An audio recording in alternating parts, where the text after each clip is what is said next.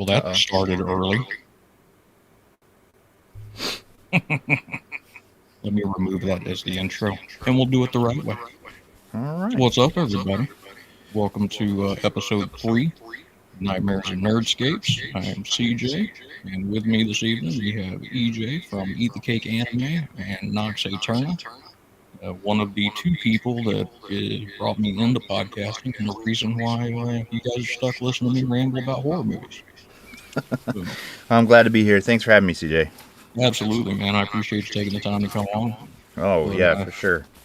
Yeah, it's a night ahead of Shudder's release of Vampire Hunter D on May 30th. We're going to sit down and chat a little bit about the history, impact, story, and maybe some facts that you might not know and things that shocked me, I know, going into getting into this thing. So, as always, grab a seat, get you a drink, let's do it.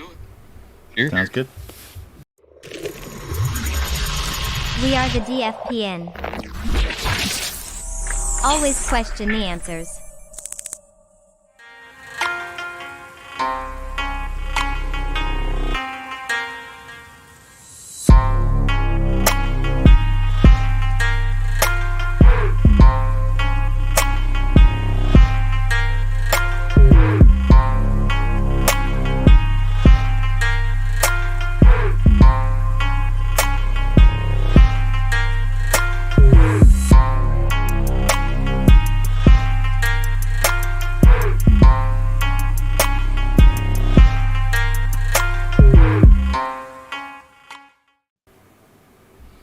All right. Now I do like that intro. It's nice. Thanks. I don't know where I found that music, but I like it. It's got a good Yeah. beat. Sounds Japanese. And Yeah. I'm a white dude, so I don't know any better. Hey, it's close enough. It's Close enough. It's just pseudo-cultural like appropriation. hand grenades Sure, and horseshoes. All right. Well, All we right. definitely have a classic here to talk about. no kidding, man. So I'm 43. I'll be 43 this year. And when I sit back and really look at the animes that I remember from my childhood, because I've never been a big anime head, right? But when I really think about the ones that stuck with me, it's Ninja Scroll, All My Goddess, Dragon Ball Z, Akira, and then Vampire Hunter D. Okay. What I didn't realize was that I haven't seen this thing since probably, Jesus, when did YouTube stand up? Yeah, 90s. Yeah, but that would have been the probably last time I watched it was late 90s, or mid 90s to late 90s. Yeah, it was a long time, and going back to this was interesting because it was not the same anime that I remember. No, I think nostalgia always gives it that rose-colored glasses. Yep. But I mean, regardless, with all the credit and love, I mean, it is a foundation of anime. Just like you It's mentioned, huge. it's one of those that always come up. Yep. And it's crazy to me because, like, anime, you're the anime guy, right? But doing some research leading into this, like, I didn't realize that anime started out in the U.S. in 1961. Yeah, that was a shock to me too. It's like what we perceive now is much different, but yeah, the origins go all the way. I mean, taking it all the way back to the '60s it's foothold came from here, came from the U.S. So That's crazy, and I've never seen anything older than Vampire Hunter D. I think this is the oldest anime I've ever seen.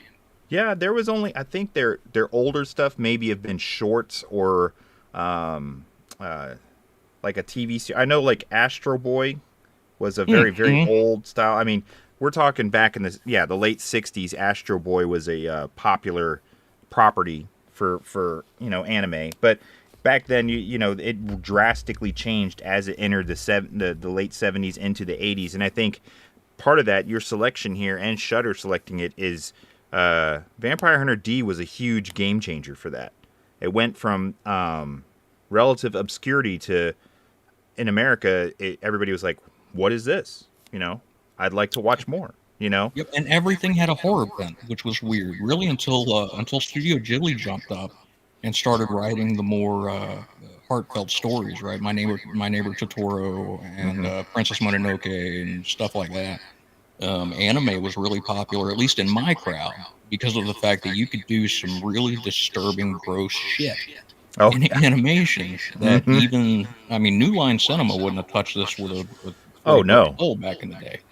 that Hollywood would have had to fight just to get permission to have this, not be a banned film on most platforms. I mean, especially if it was live action, and the cost. I mean, when we watch it now, of course, we're used to today's anime where you've got brilliant computer interface, so you got action and special effects like Solo Leveling, Demon Slayer, but if you go back, even just watching Vampire Hunter D, we're talking 1983 through 1985 was the total set and production all the way into being shown.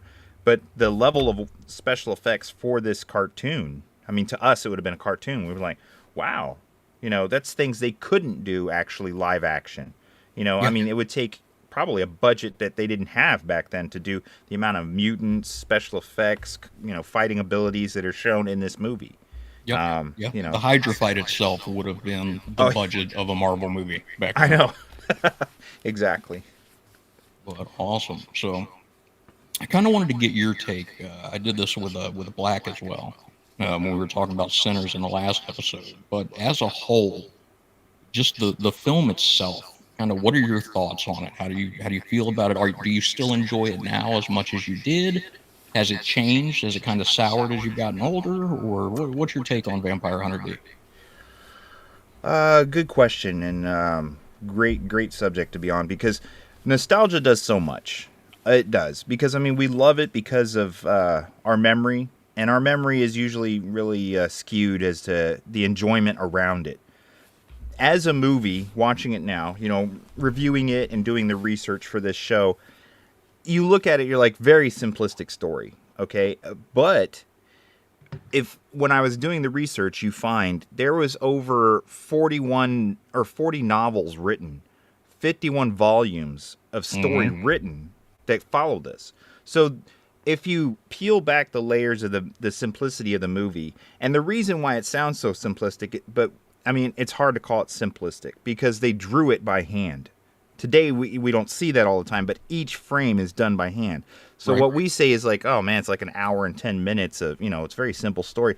You got to think, the people behind that, the coloring, the penciling, everything in order to put it together. So, very simple story, very, very elaborate world, though, in the background. So, if anything else, it's a great window into the creation of, I'm going to butcher this guy's name, probably. Even though I'm Japanese, no worse than the author, Hideyuki Kikuchi, he is the author, and Yoshitaka Amano is the illustrator, okay? But there's so much more behind it with the books. So when I watch it, I look at it from the perspective, if I was sitting there in 1985 watching this, of course I'd be blown away. By today's standards, no, it hasn't lived. It hasn't, what do you call it? Aged well. Yeah. But you've got, it's hold on, just like a Fist of the North Star. It's a pillar of what holds up anime that we watch today. So, yes, it's fallen a little bit. It has not aged well. I feel like the characters are a little dry as far as D. You don't get a lot of information until near the end, and then when you do start to see D developed, the story ends, or the movie ends. The story doesn't necessarily end, especially if you had access to the books. But for the viewer, you're like, okay, I want to know more, and you don't really get it. So, like I said, rose-colored glasses for nostalgia. It's always going to have that place in your heart. Does it hold up as well? No, not necessarily. And it is weird watching it now. Some of it's probably lost in translation as well. I mean, from that time to now, and some of the themes and cultural differences probably don't translate the best when it was, taken from Japanese in 1983 to English in 1985. You're just like, did we lose out some of the meaning? And that happens even today with a lot of anime, Oh, yeah. You get the voice actor and he's giving you a line and it's probably meant to be either, have a depth of feeling here or a link to honor there that we don't get. So, plus and minus, but overall, great question. Like I said, I love it. Does it hold up? Not necessarily. Can you watch it still and enjoy it? Yes, because if you're a fan, you can draw upon it and go, I see why this is held to the high esteem because of its influences. Yep, and I'm the same way. Going back, I've watched it twice since we started planning the episode. Once, as soon as I found out that it was still available on YouTube. I know. Which, for everybody watching, if you can't, I would, just for the sake of the creators, if you can watch it on Shudder, watch it on Shudder. Yeah. However, if you don't have access to it, can't afford a subscription, check it out on YouTube. It's still out there. It's a VHS rip from 1985. There's 4 trailers for animes that I watched as a kid that I completely forgotten about at the start of it. So it is very much like watching a video rental from back in the day. But for me, what astounded me so much going into this is that prior to Vampire Hunter D, the only real animation I knew was Saturday morning cartoons. So I had Voltron, I had the Ninja Turtles from '87, G.I. Joe, all the cartoons that kind of were the childhood of the '80s. Yeah, Gen X, we grew up with those. Exactly. So seeing animation that didn't reuse stock frames, I had never seen that done before outside of like a Don Bluth movie. Exactly. So it was amazing to me to see that kind of thing, right? The mouths moved like standard cartoon mouths moved, but the background moved with it. Yeah. And that was very different for me. But yeah, I'll agree with you. It has not aged gracefully. Yeah. There is some, as much as we don't really think about fan service prior to jiggle physics. Yeah. There's some fan service here. Oh yeah. Yeah. Which was both, it was a little creepy for some reason. Maybe because of the lack of jiggle physics. I don't know, but it felt weird. It did, and you're absolutely right. The fan service here was more of a, you don't know if it was placed just because it was expected maybe to be placed by more of its Japanese audience, because it's commonplace throughout manga to have, nude scenes and so forth that are no big deal to them. But to us, especially America in 1985, I mean, I didn't watch it in 1985, of course, because, let's see, I'm going to be 48 this year, but I was just a kid. I think I finally got to see it probably very late 80s or, early 90s, very early 90s, like 91 or something. I actually sat down and watched it. But for a kid watching that, you're just like, whoa, am I supposed to be watching this? And then your parents are going to walk in right then. Yep. Oh, I'm just watching this animated movie. And they're like, was that a nipple? Yeah. That was Ninja Scroll for me. Yeah.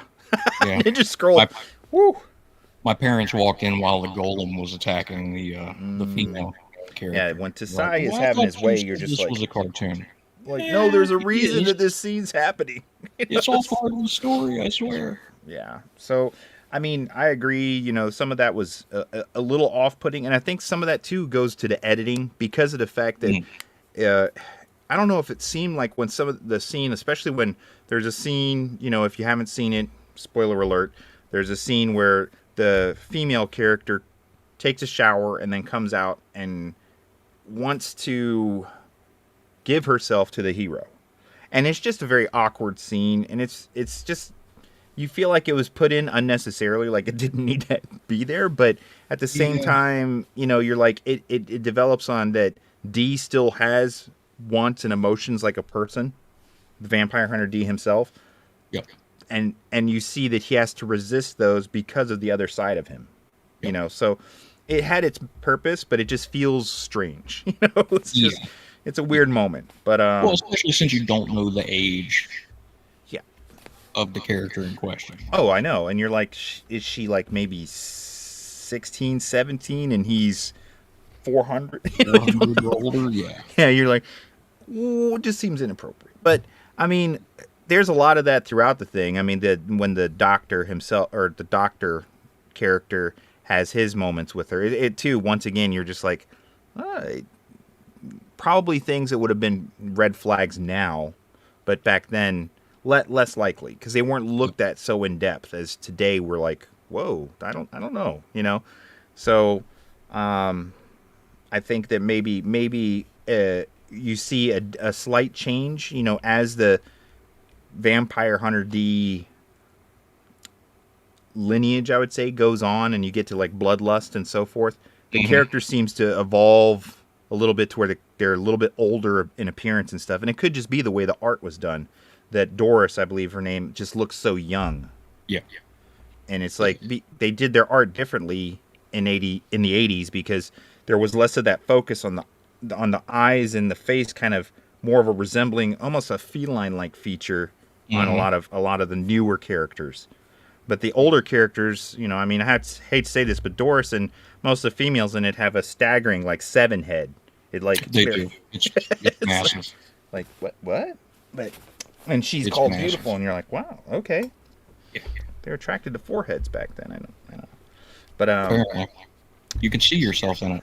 yeah, you could. It's like a mirror. Like, But yeah, I also thought that maybe the reason why she was drawn as young as she was is because when you go back and look at some of the most popular movies of the 80s, you know, Goonies, Labyrinth,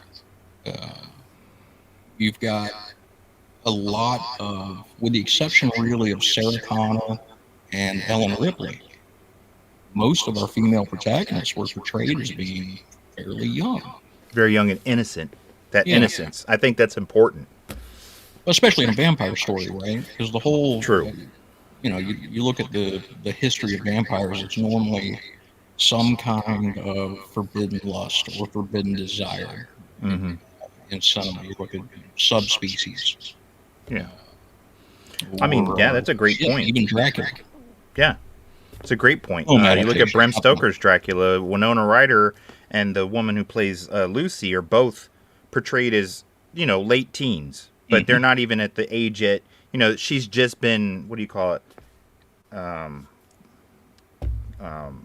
Engaged to this man, you know, Yeah. to be married. So, I mean, Oh, she's very early on, and it's implied innocence on the behalf of Winona Ryder's character, and well, I don't know why I'm drawing a blank on her name. She's like a pinnacle character for all Dracula stories. Well, the one that played Lucy? Nina. Oh, Nina Harper. Yeah. Nina and Lucy both are given this level of innocence, but also it's always that kind of patriarchal foreshadowing or warning. Like Lucy's a little more promiscuous, and then she ends up being victim of Dracula. You know, whereas Nina was more wholesome and with, you know, reserved. So of course she doesn't. And horror movies perpetuated that a lot through the, you know, 70s and 80s, where look at, like, we can go into all sorts of slasher movies or monster movies. Those who engage in, you know, illicit activities are usually the victims right off the Friday bat. the 13th Exactly. is poster child for that. Yeah. And it actually Grab the fits the sex or doing story. drugs, you're dead. Yeah, but it fits the story because with Jason, it fits the story basically because their negligence due to their illicit activities is the reason why he was suffered. So it makes sense with him. Whereas in some other slasher movies, you're like, what's their gripe? You know, whereas Jason's like, I drowned because you guys were busy diddling each other. You know, it's like, Yeah, but it worked on Friday the 13th, so everybody else is going to use it. yeah, exactly. So they just picked up on, you know. So yeah, I mean, I can see so many parallels as to the horror movie genre going forward. So it's like the fanhood of this, which the actual creator said that he was greatly inspired in his writings by what horror? It's a Horror of Dracula, which was a 1958 horror movie, and that really inspired him when he made this. So Which makes sense. You can see a lot of that in the film if you've ever seen the horror. I haven't. Dracula. I want to check it out now after the research. Is it okay? I'll have to check it It's out. good. It's good. Yeah. That and the 1960s and 70s Hammer films Hammer film. are Okay. all really, really good. That's what I heard is a lot to do with the, not necessarily the depth of gore, but the presence of gore in Vampire Hunter D is related to the Hammer films as far as not just Dracula just finding a woman and biting her, but more so like the outlying horror that comes out as well. Yeah, You know? Hammer kind of started the whole neon red blood spray thing. Yeah, there you go. Which Okay. has still stuck. Well, it's an emphasis in horror that, I mean, it puts that emphasis on the scene as being extremely visceral and graphic, you know?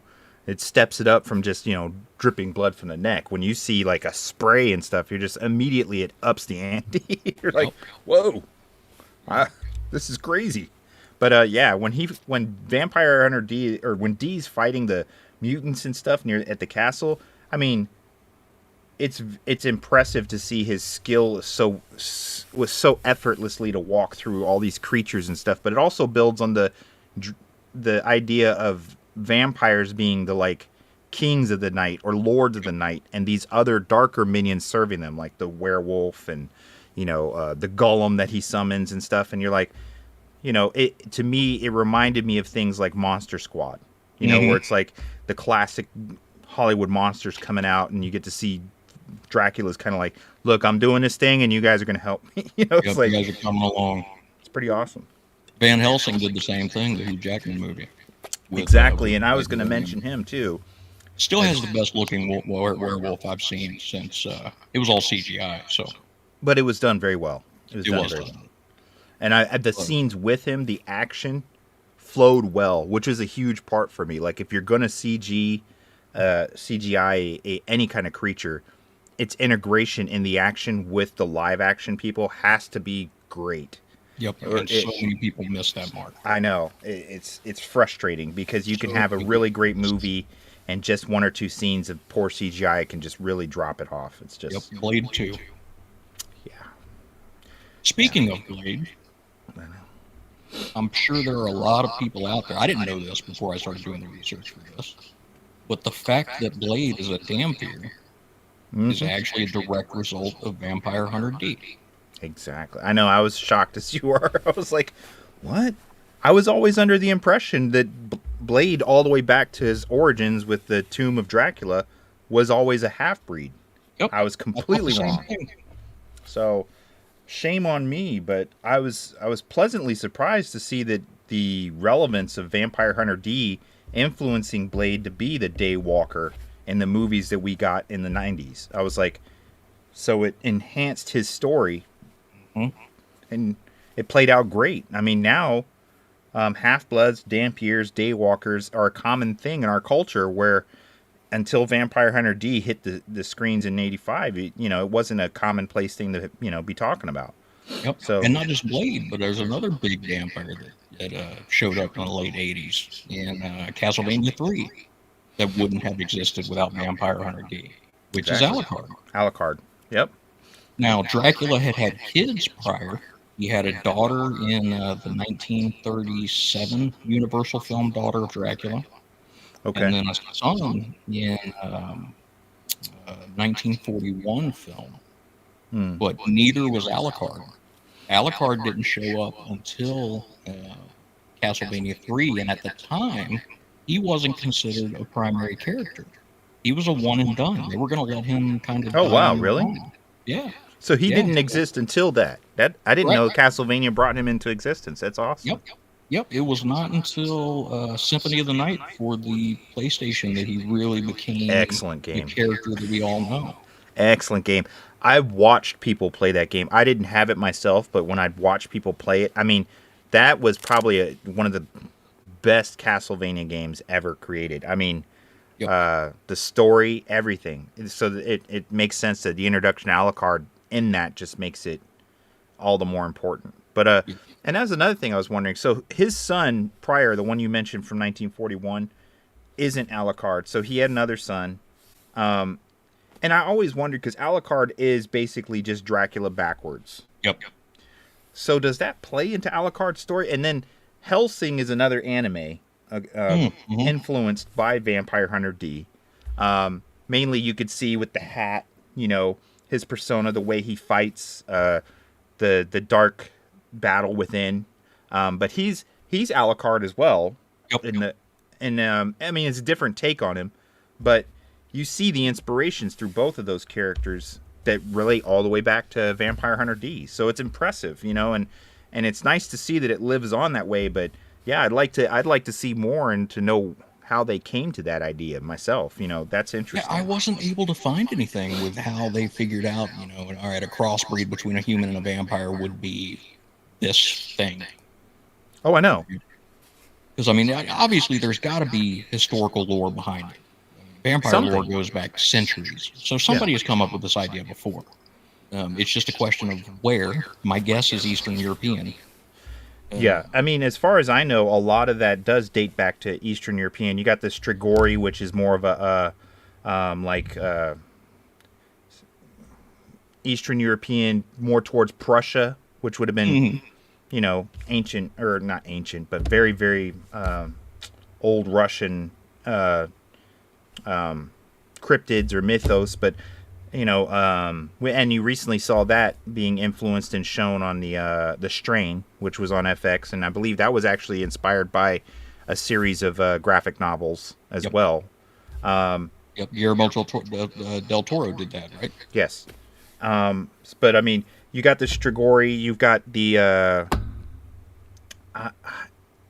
and in Nox Eterna, we have a character that relates to someone's story in that TTRPG that is an Aswang or As. I gotta. Why does that sound familiar to me?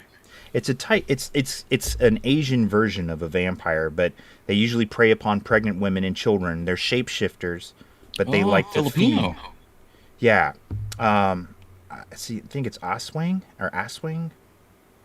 But that's where, it's hard to pinpoint exactly, but it is strange that every culture, through Chinese, through, Filipino, through Russians, through Europeans, even Africa has their own mythos and, stories of cryptids that match vampiric things. So that's another reason why I believe this, Vampire Hunter D relates, or people are interested so much, because vampires are so classic and universal.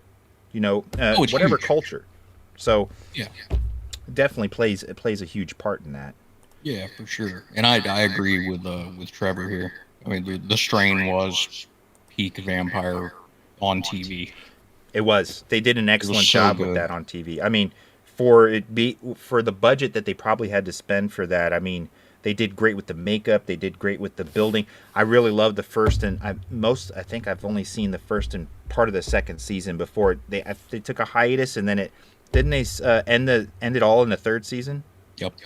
So they took a hiatus in the second season, I believe, or there was just a pause, and then I don't know if it was a writer's strike or something at the time that affected it. But I really thought that the presentation of that in general, which Del Toro always does amazing stuff. I mean, anything he touches is anything that's horror and takes any kind of special effects or visual effects. He really brings it to life. I mean, you can't any kind of monster movie. Oh, it's just Frankenstein. awesome. It's coming. Yeah, I'm looking forward to it. And I mean, everything he's done from Hellboy on. I mean, he makes it feel real and anchored in reality. It's great. Very much. With the exception of Crimson Peak, I was kind of... That was iffy. And once again, I think you're right. This goes to the CGI, where sometimes you just notice the CGI just pulls it back a little too much, or, pulls it out of reality. You don't feel immersed anymore. And with Ghosts, it's difficult. They were doing, spirits and ghosts and the interaction. So you have to have interaction between CGI and your real life actors, and it has to be merged perfect. And, that's one of those things. It's difficult, So, I think a good example of something that's dated but it still holds up is Reign of Fire. the Matthew McConaughey and Christian Bale do an excellent job, and I mean, even Gerard Butler is interacting with these things that they don't see. Forgot all about that movie. They don't get to see it, and I mean, the integration of the special effects for as far as the dragon fire and these guys fighting something they're not actually looking at in the sky above them. It's just they did an excellent job, so it feels real. It's just those moments like in Crimson Peak, like you mentioned, where she's engaging or she has a confrontation with one spirit or another. If her eyes aren't just perfectly on the spot that she's supposed to be, you lose that immersion, and I'm sure it's hard for the actors, I mean, you tell them, like, I need you to react to this area, as if you're seeing your dead mother coming back from, the grave or something. Yep. That was before they figured out how to put a tennis ball on top of Andy Serkis's head. There you go. and it worked. It works. It I mean, did. and talk It about did. someone who is great at integrating CGI into the real world and making Oh, no believable. kidding. Oh my God, that man is gifted. He's so good. Oh, he But brings things to life so well. so good. But so with Vampire Hunter D itself, from a story standpoint, obviously we know the movie itself is pretty simple. But when you start digging into the layers behind it, right, I think this might be. People are going to hear me say my first a lot during this episode, just because I was at that age, right? I think this might be the first post-apocalyptic horror that I can remember. Obviously, I'd seen the Terminator, right? But even though there's scenes of the Terminator in the future, it all happened during present time. So it was Yes. all, 1980, what, 4? 84, yeah, something like that. I don't remember. We had Alien, but that wasn't really post-apocalyptic. That was just wrong place, wrong time. Yeah, future and off-world, so it just felt completely alien. Not to, Yeah, so with this one, having the vampires be the former nobles that kind of ruled over the world after a nuclear war was a really cool take to me. Oh, yeah. And I don't know that they do a great job in the 85 version. I think in Bloodlust they dig into it a little bit more. But in the original 85 version, I don't know that they really leaned on it enough to make that a standout factor in the storyline. No, and the only reason I caught it is because we're watching it now, and I was looking with the intent of research. Because when I first watched it, I'm like you. I didn't even realize that I'm watching a dystopian future ruled by vampires. Some of the tech, immediately I was like, wow, okay, there's a cybernetic horse. That's an awesome idea. There's these energy fences and barriers and stuff. But I didn't put two and two together, as a preteen or teenager watching this. But now looking back on it, that world building I was talking about, be it through the novels or the volumes that followed, he really built a backstory that I wish would get completely fleshed out in the world of Vampire Hunter D. Because I would like to know, the Will-O-Wisps or Crimson Mist that her little brother and her were, trying to keep off their property and fight off, by shooting at it because it's going after their livestock.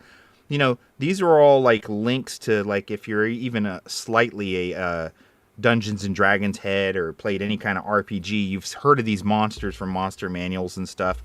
Or if you're just a fan of cryptids, or that kind of mythology. They were throwing out stuff from the werewolf, just the sighting of the werewolf in the beginning, they had built this world, and like you said, the idea that vampires would then rise to prominence and rule over this world because mankind has pretty much destroyed their civilizations. So they, it was very, very well done, and it actually made me think of Priest, the movie Priest. Yeah. Yep. And I was like, and then I started thinking a black hat reminded me of D. The black hat guy is he's got this hat, he's shadowy, he doesn't say much. And he's imposing. I was like, this is a lot like Vampire Hunter D. So you just start to see all these parallels through Hollywood, all these influences that have come through time. Like you mentioned Van Helsing. Van Helsing's outfit in the movie, when Hugh Jackman shows up in Romania, he looks like D. He's got the hat and everything. I know that it's a timepiece setting, but I mean, if you think about it, D, though, is set in this, extreme future. What is it, 29 something? 2020. Let me check my notes. Let me look it up. Yeah, my notes. I had this up earlier. Oh, it's 12,090 AD. So we're talking 8,000 years ahead, or more than that. We're talking about 10,000 years in the future. I'm like, so wow. I think that means that Dee was hunting vampires on Earth when the Butlerian Jihad happened in Dune. Wow. Ish. Dune is a rabbit hole we don't need to go down. Oh no, that'd be something we'd need a whole series for that. Oh God, I don't have enough time. But I mean, just the influences. When you said I want to talk about, all the different spots in horror that have either given a nod or, show a display of something linking it back to that, I was like, wow, it is a rabbit hole. You could just go, it starts to, you're like, oh, I see it here, I see it here, the ideas that they put forth.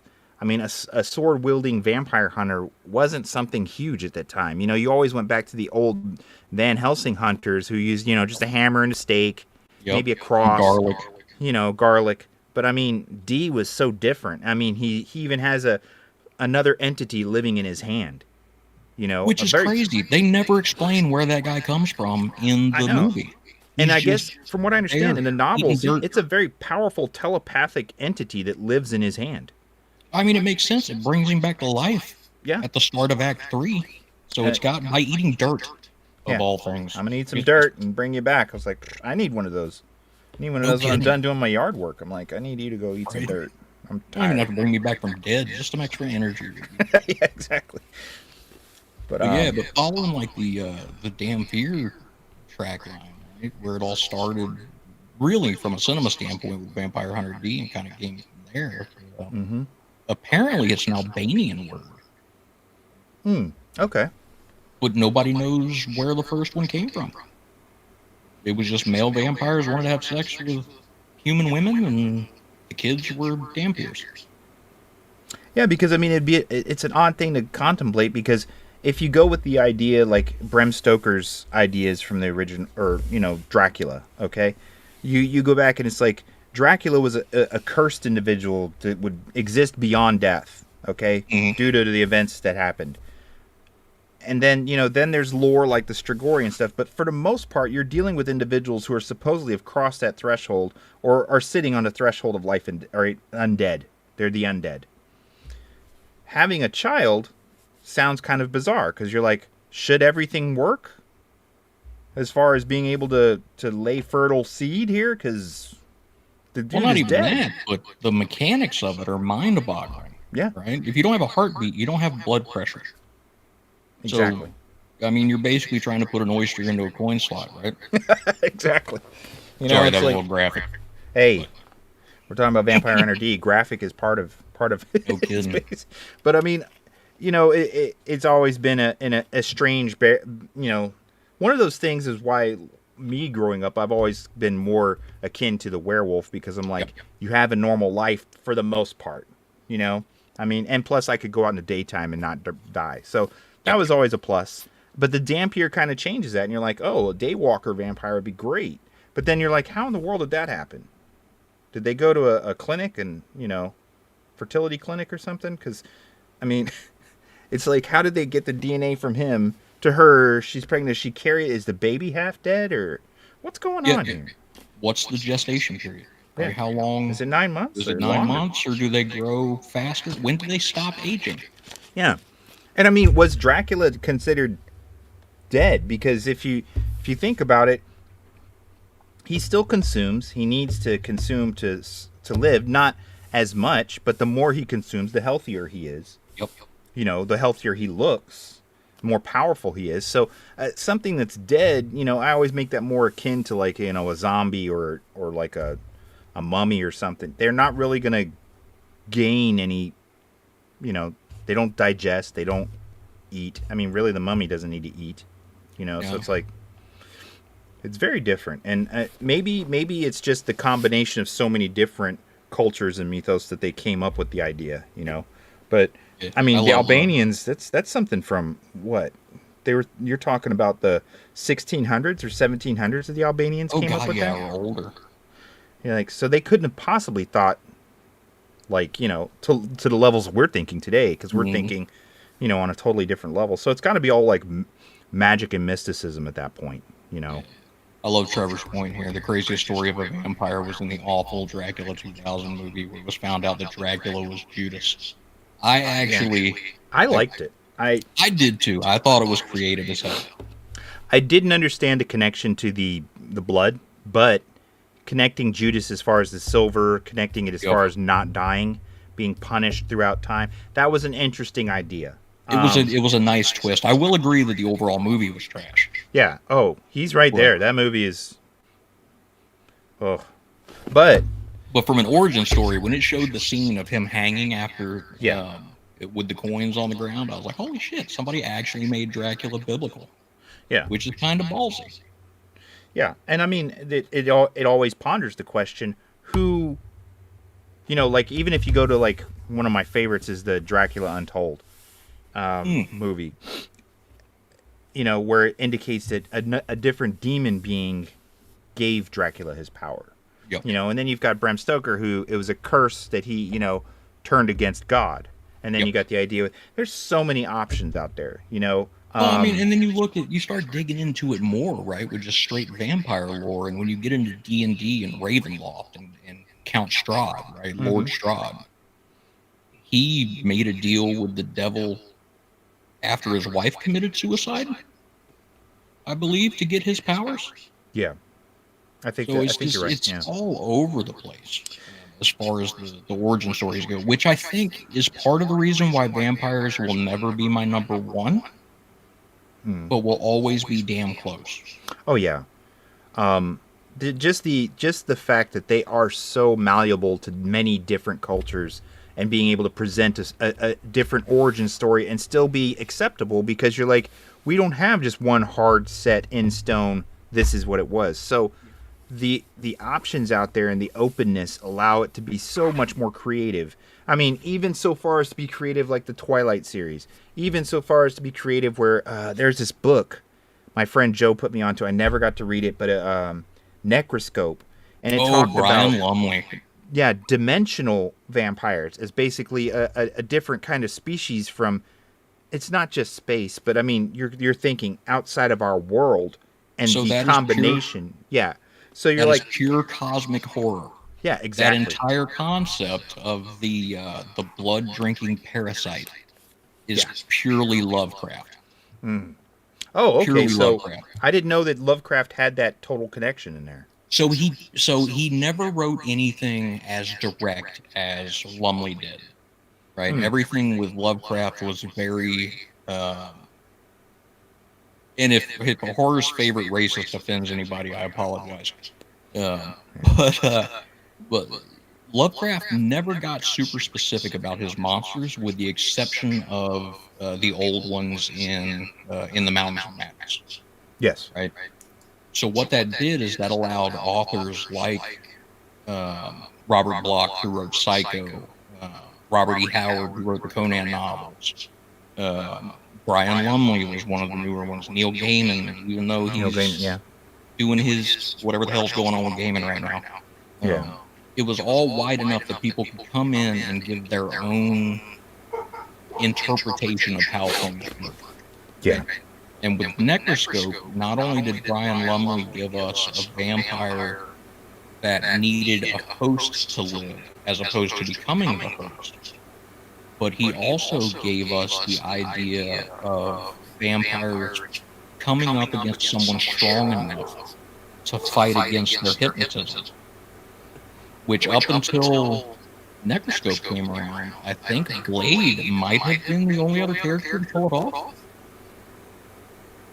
Yeah, I think so. I can't think of very many who ever challenged them mentally. And another interesting thing about the character from Necroscope is that it really delves into necromancy as far as his ability to harm the dead. So to get information or to get his way, he could cause pain to someone who had already been dead, which was an awesome idea. But then, relating that back to Vampire Hunter D, you see that in Vampire Hunter D when he faces some of the minions who believe they're above all the mortals, and they're like, you can't even harm me, and he goes ahead and shows them that I can cause pain to you, and they're like shocked because they've been unparalleled. There's no one out here who can touch me. I could throw this blade and kill like 8 dudes. 3 foot or 10 foot, depending on how far away I am from you. Exactly. And it was interesting too because D shows his ability to withstand the approach of Lord the Count Lee, his mental approach. He can't fight off the telekinetic attacks, but he's not susceptible to his gaze, like how he kind of enthralled them just by looking at. He couldn't do it to D, so he knew. I mean, you could tell he already knew before D even got to the castle what D was, or what that D was not human. D would be a challenge. Yeah. But I think that's another part of the story that kind of confused me. Right? Going back to the '85 version, it's just you had Lee, who was the Lord Vampire, the head noble of the area. Mm-hmm. You had his daughter, and you had this other scrub that was working for him that was trying to become nobility. Yeah. At no point does he ever warn his daughter or the other guy of what they're going up against. In fact, the daughter finds it out from Doris. Yeah. Yeah, she learns it from Doris, and then when she faces Dee, she learns that her abilities aren't astronomical to Dee. Dee's like, whatever. I could kill you if I want, but I really don't want to kill you. Yep. And you're right. It's surprising. I mean, as powerful as Dee is, and as much of a problem as he can cause, the Count never explains that to any of his minions, his daughter included.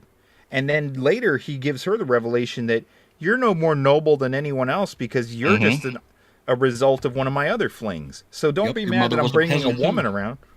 That's how you came to be. So it's kind of like, damn, dude, Lee was a cold-hearted dude. He didn't even care. He's like, he was. So, yeah, it is bizarre, and I wish we could get more of the story that might support why those things happened the way they did. But it's one of those things that we'll probably have to read the novels. I don't know if Anime Rights anywhere are even looking to, expand on some of that universe. So it's probably something we'll just always have back there. Less opportunity for us in the United States to delve into it. But they've sold over 20 million copies of his stuff worldwide. So it is one of the best-selling series of all time across novels, comic books, manga, audiobooks. I mean, they've done audio dramas based on Vampire Hunter D, which I want to find. Yeah, I don't know if I'll be able to find them in English. Yeah. But I'll Google Translate that shit. Like, I would be really interested to hear what it is. Yeah, all the build-up, all the stuff that made that backstory. I mean, because it was so interesting. Like, when they see Dee's horse for the first time and they're commenting on what type, make and model and how rare it is, that means that there, for a time in this world, in this whole imaginary creation, there were things like this everywhere. Yep. So just the little technical ideas, the force fields and such. But then this just struck me. I mean, I just remembered it. But the Greco character, he's kind of like a frat boy prick. In the, he wants Doris to hook up with him. He's like the mayor's kid. It's funny how many further animes down the road have a character that looks almost exactly like him. And speaking of which, watching Netflix's new series or new take on Devil May Cry, there's a character in it who looks almost exactly like Greco, and I was like, that looks just like that dude. He's got the curly blonde pompadour like hair going, and I was like, oh man, I've never met a human being that looks anything like that. Maybe Carrot Top is the closest, like Carrot Top, and I don't know. You don't look that way anymore. Yeah. Oh, I know. What was he doing? Weights. Yeah. Lots of weights. That man is ripped. But something happened to this. He did something here where it's like, I don't know. It's like, I don't know. I think it was staples. You just pulled back like that. Oh, I know. It's like and just. That's why we're not Hollywood people. Yeah. Because I can't do that. You're just stuck with this mug. It's just gonna be mine. It's like, yeah, I just cover mine. Yeah, it's not getting bit. See, I can't grow it like that. If I let it get too far, it just poofs out like my hair on my head. The other day I was talking with, or when we were doing Nox Eterna the other night, my hair was just. I was like, there's nothing I can do. Yeah, I've got. Holy shit! I'm there you go. On these now. Maybe only because we're covering anime. As soon as the anime's over, the baby top knot is going away. It's gone. You should just keep it and just become a samurai. I mean, I'm thinking redneck more. Tuck my beard into my belt buckle and my hair into my waistband. You could be like a long bearded samurai. I don't even know if they have that. So you could be like Grizzly Adams. Yeah, there you go. Grizzly. Oh, I'm gonna get canceled. That's okay. It'd be worth it for stuff like that. So, do you think we'll ever see a return to Vampire D? I don't know. I'd love, like I said, I'd love for them to expand on all the backstory he created, because we don't have access to it. But I feel like some of those that have ridden on his coattails and grown or sprouted from his ideas, like Castlevania, Hellsing, they've given anime a plethora of that genre.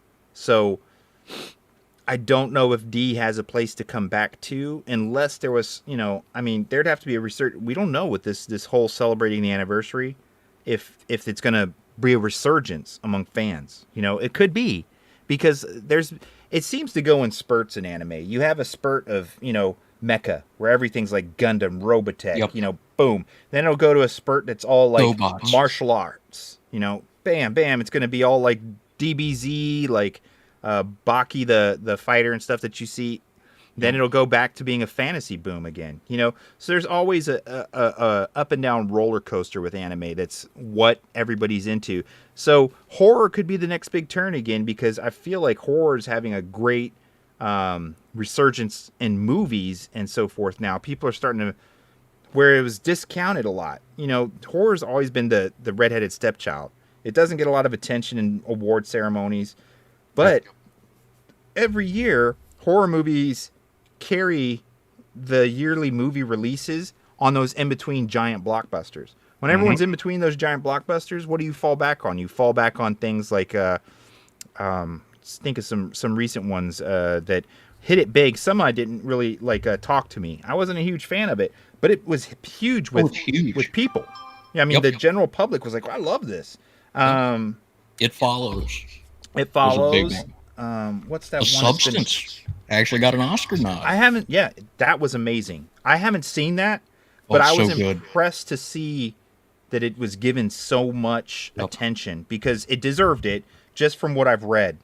100%. Demi Moore's best role. That's what I've heard. And I mean, this was the first time she's ever been nominated. Which is crazy to me. I know. I was like, so many things she's been in that have been groundbreaking, like G.I. Jane. You would have thought G.I. Jane would have been a huge... It was a huge upset. You heard so many, naysayers like, that's not my... back in my... Like, but I mean, it caught so much attention. Yeah. You would think it would have got more... over G.I. Jane. Exactly. So, I mean, she's definitely had a storied career. I would have thought she got a lot more attention than she did, but I'm glad that they recognized this, being that she's not the new hot thing. So she didn't get it just because she's... The new hot thing did win it. Yeah. So, but also for a very good movie. Yeah. Go check out Anora, but don't watch it around your kids. But yeah, so I'm interested to see if it comes back around. So we are at the 40th anniversary of this coming out. So we got the re-release in AMC theaters for 2 weeks. Shudder's bringing it back on the 30th of May. Sinners, a vampire film, is in theaters between the time that Vampire Hunter D is in theaters and coming out on Shudder. And I think we look at Abigail, which was a vampire film that hit it big. Yeah. I think we might be going into kind of a vampire renaissance, which, to be honest, I'm fucking excited about. I am too. I think like the vampire for too long has been more romanticized than... Yeah, it's been the sparkly new toy. Yeah, and it, I understand the romantic draw to it, because it's a seductive creature. He can offer you immortality in a, so of course that's alluring. And then it's usually beauty and the enchantment that they can do linked is what makes them so, sexually or romantically charged. But I think we're getting that renaissance of the fear and the monster that is a vampire, or at least the dark hero aspect, because Blade was the dark hero. He was one of the first times we had just a straight up dark hero, man. He'd just tell it like it is. He don't care about them. He's here to just slay vamps. Okay. Well, so my only issue with Blade as a vampire analog is that I think there are more accurate ones out there. I think Selene. Oh yeah. If we were to go back to any vampire anti-hero, I think Selene from the Underworld franchise is the one that really nailed it. Oh yeah, and her interactions with Michael, as far as the way she treats him, and then she slowly starts to see him more as than just that human. You know what I mean? But yeah, their initial interactions is the definition of a dark hero. You know, she's like, "I'm only keeping you alive because they're interested in you. Makes you interested in me." You know? Yep. So, and you put Kate Beckinsale in a tight leather catsuit, and I'm gonna watch it every damn day of the week. There you go. You know? There you Don't go. let my wife know I said that. But I hope it generates more towards this, because I have enjoyed the idea of anime also going in that direction. You have Uzumake, which didn't do too great. I'm actually watching that now. And the idea is the manga was superb, so there's a huge fan base for the manga. Oh, Junji Ito is known for being one of the, from a horror standpoint, he is anime. I don't know of anybody else who's ever done anything close to being as dark and disturbing as what he's done. Yeah, and I think that it's not that it lost any of that. It's just who the production decided to go with as far as illustrations, the art in general. They even admitted that they kind of fell short. They did good with the first episode, but sometimes with your contracts and stuff, things get, either escalated too quickly, expectations on, due dates and so forth. Yep. So, not saying that the material isn't great, but the presentation lacks the attention that it should have had. But I still think that there's a big enough fan following for it that it's giving those people second thought. It's giving the idea like, hey, look at all these things we've had, like Vampire Hunter D, like Vampire Hunter Bloodlust. We've had these horrors that have just hit really big. I'm hoping that opens the eyes to go, hey, this is a genre we shouldn't drop. If anything else, we should hold on to it as one of our primary go-to genres, because in all actuality, a lot of the genres that have been held to steadfast for a while, I don't know if they're necessarily being played out, but some of the mainstays, and just in my opinion, in general, I know some anime heads are probably going to throw spears at me for this, but we do that a lot on Nightmares and Nerdscapes. You'll be okay. Yeah, so it's probably an unpopular opinion, but some of them need to reach their end game, and thank you. Are you saying that One-Eyed, or are you saying that One Piece should sail off? I've never watched it. I know that's a sin, but being that I don't have 3,000 hours to kill, I'm not saying it's not a great show. But just like my opinion on Dragon Ball Z is, it's Dragon Ball Z, man. You wouldn't have what we have without it.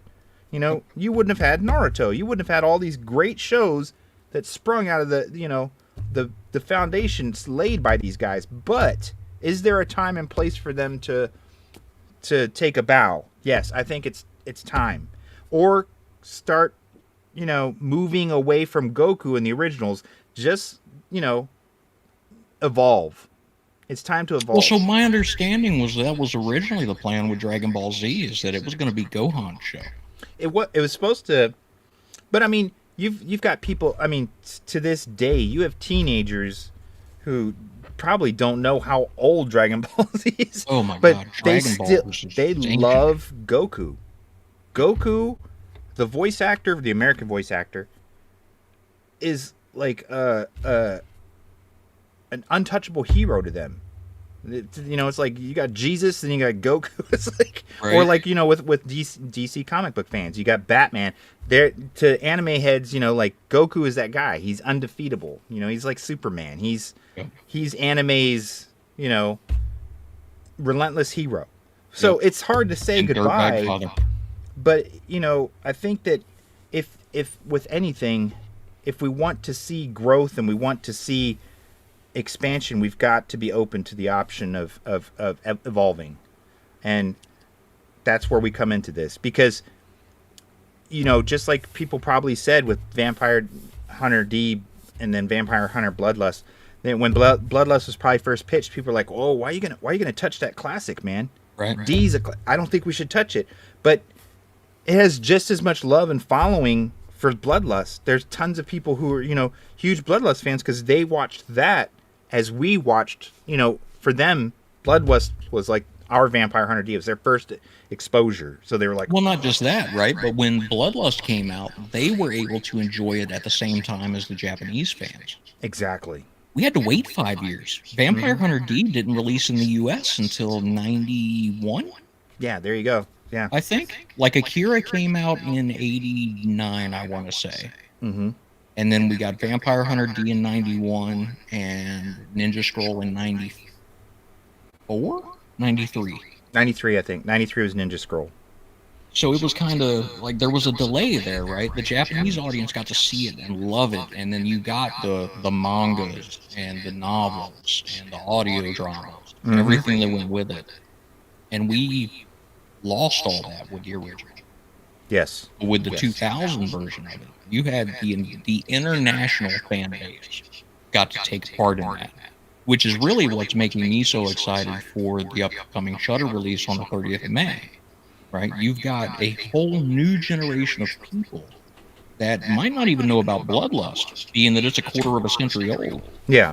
that are going to be reintroduced to this character and reintroduced to this world.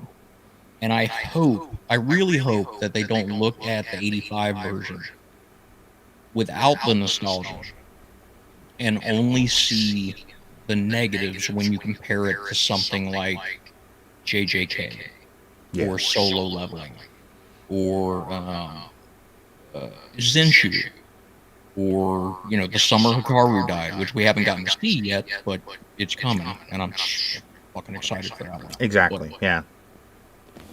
I agree with you. I hope that they don't prematurely judge it without knowing that the role it played in giving them all these other great titles and properties. We call it a foundation. We call it a classic for a reason. Same thing with the movie Alien. Alien is what it is because of what it launched. But if you look back at the time, a prime example, The Thing. Okay, John Carpenter's The Thing, excellent. It's a cult classic now. We love any horror fan, has dug their teeth into The Thing 100 times, if not more. Still the best practical effects ever done. I know, but at the time during release and when they did pre-screenings and stuff, people were like, "Oh, they're turned off by a lot of the gore and stuff," and they're like, "Oh, I don't know if this is going to make anything." Yep. It could have died. It could have died right there. But people recognize it now, and I'm hoping that that's what happens with some of these properties like Vampire Hunter D, is that people recognize it launched so much that it needs to be preserved and respected, even just viewed for the fact of like, this is what led to what I love. You don't have to love it, but you look at it and you go, wow, the amount of effort and stuff to even break out into this genre is amazing. So do you think, who do you think is going to have the bigger impact on a continuation or on the franchise dying off? Do you think it'll be Japanese audiences? Or do you think that the American audience for anime now is big enough to drive Japanese markets? I believe the American audience is now big enough to drive the anime. Mainly the reason I feel that way, and anime will always exist in Japan, mainly because of the love for manga and its growth and how much it's a part of their day-to-day culture. Okay. But as far as globally, what is driving anime globally, what is making South Korea turn out their own, animated series, China turning out their own animated series to the extent that they are, they've been doing it for decades, but it's now becoming so much more because it's being consumed at such a rate here in the United States. The newer generations have expanded their library of things that they're interested in much beyond what we could, like you said before, the availability. It's a huge we were difference. tape trading and we were lucky to get to Blockbuster and they had a copy of Ninja Scroll. You're like, what? Or they had Fist of the North Star, or a friend of yours had old Nausicaa and the Valley of the Wind copy that you watched with like lines going across the screen. You're like, that was what we could get. Yeah, Trigun. But now they've got these, access to Crunchyroll where they could watch it the same day it's released over in Japan. So that, I believe, is why America is now consuming so much. Plus, it's the effect of globalization. with everything from trade to, I mean, that opened up doors. China didn't have entertainment deals with the United States until the 90s as far as sharing movies and everything else.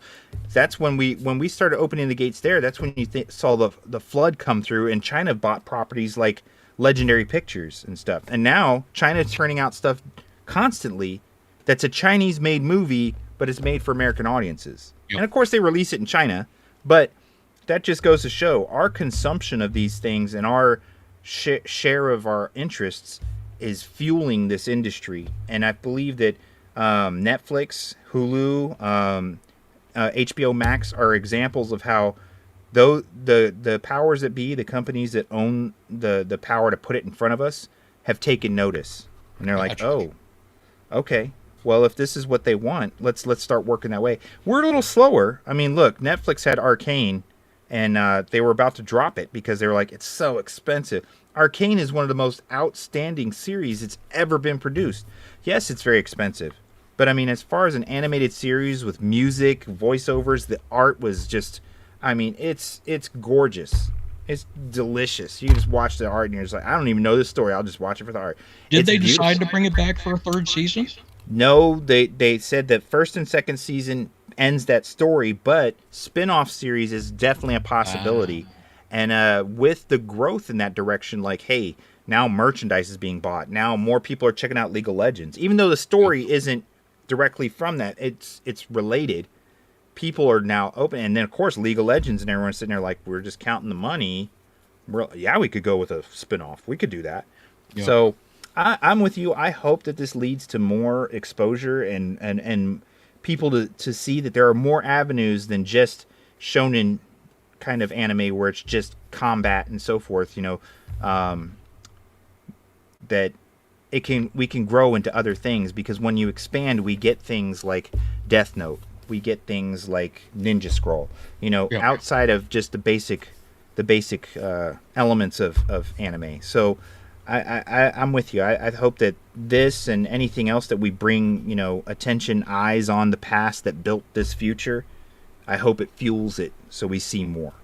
Yeah, I would love to. Just see some of the, I mean, Perfect Blue was a good fucking anime. If nobody's ever seen that one. I mean, it's just, there's so many good horror animes out there. And it's crazy to me because now, in 2025, right, when people think anime, they think either kid gets sent to a weird universe and kicks the shit out of stuff, or kid is in high school dealing with demons or zombies or vampires or a combination of them. Right? Or kid goes to high school and sees a lot of tits and ass. Yeah. That's like your three subgenres of anime. That's the most the most proliferated everywhere is the shonen and the hentai. It's pretty much those are, and you know, I mean, think about the catchphrases and words that are most popular. You know, I mean, you got waifu, you know, all the hentai stuff. But yeah, when you step outside of that and you go to seinen kind of animes, which are targeted for adult males, you'll get stuff like Death Note. I mean, I don't know if Darker Than Black falls in the category of shonen, but I think it's more of a seinen or whatever, which is that more of an adult category. When you get more of an emphasis on the long game of a story, not we're gonna open up, there's gonna be a confrontation, the hero's gonna battle, maybe not do so well, get his ass kicked, then he's gonna power up, and then he's gonna defeat the bad guy next episode. That's the standard shonen, timeline of their episodes. They pretty much follow the same pattern, just like Dragon Ball Z. Bad guy shows up, they exchange words, they power up and show off to each other, they attack back and forth for 3 episodes straight, and then eventually we're going to get to a battle, and then, you know, that's not my final form. Those are more of the outline and steps of a shonen anime. Then you get things like Frieren, which is a newer one, and it's basically it's all a story about a relationship between this elf and mortals that she adventures with throughout this kind of fantasy world. And it's her learning the difference between, or how life is for these mortals as for her, because she's thousands of years old. So she takes her time with everything, but then she starts to realize when her companions, her human companions or her mortal companions get really old or pass on, she's like, wow, I didn't realize how much of an impact of everything we did together was. So it's more of a story. It delves into more feelings. It still has the action scenes, but they don't dominate every episode. You might have a whole episode where it's just like, I didn't know that he was sick and now he's passed on and I miss him, but to adults, we're like, wow, that story has impact, Right. I'm over here, with a tear in my eye, but that's what shows me that there's always room for growth with it. And I feel like it's becoming more and more integrated where you see it into different types of anime. Shonen's even starting to expand to where it has more, depth of character. The character's not always this undefeatable badass, Chainsaw Man is a good example. It's a shonen, but you're taking a character who is down and out homeless kid, had nothing to go for, and has no friends, barely able to eat, but he ends up facing off with some paranormal situations and merges with a demon. And he's not the toughest, but he does what he does because even the little tiny bits of life that he gets to experience, it's better than he was as a homeless kid sleeping in a shed out in the wilderness, is great. So, you get to see a little more depth to characters than just, I'm a badass who's going to power up and beat this bad guy. So I think a lot of that is derivative of things like Vampire Hunter D. It wasn't just as simple, I'm going to walk through and kick everyone's ass. It was, as much as we didn't get to see, you did see a depth to D's personality where he doesn't like the fact that his origins link him to the evil that he fights constantly and keeps him from enjoying life. Those are little subtle parts of the story that we catch on now as adults, but as younger kids, we were like, "Oh, it's awesome! Never slayed those mutants," Yep. So, dude, that sword changes links. Yeah, that sword is badass. He just, kills. Yeah, it is. But it's also awesome that D is this powerful, yet he doesn't want to rule over anyone or take over or anything. Yep. He just wants to stop the evil that's preying upon those that are not powerful. Yep. So it's inspirational. But so that's what I. All right. So we've been going for about an hour, 15 minutes here. Yeah. So I'm going to put you on the spot. Okay. This was not a planned segment. I should have warned you about it, but I didn't because I'm an asshole. But we're going to press anyway. Okay. So if someone were to come up to you and say that they enjoyed Vampire Hunter D, but they were looking for other animes to watch that were in a similar vein, what would you recommend to them?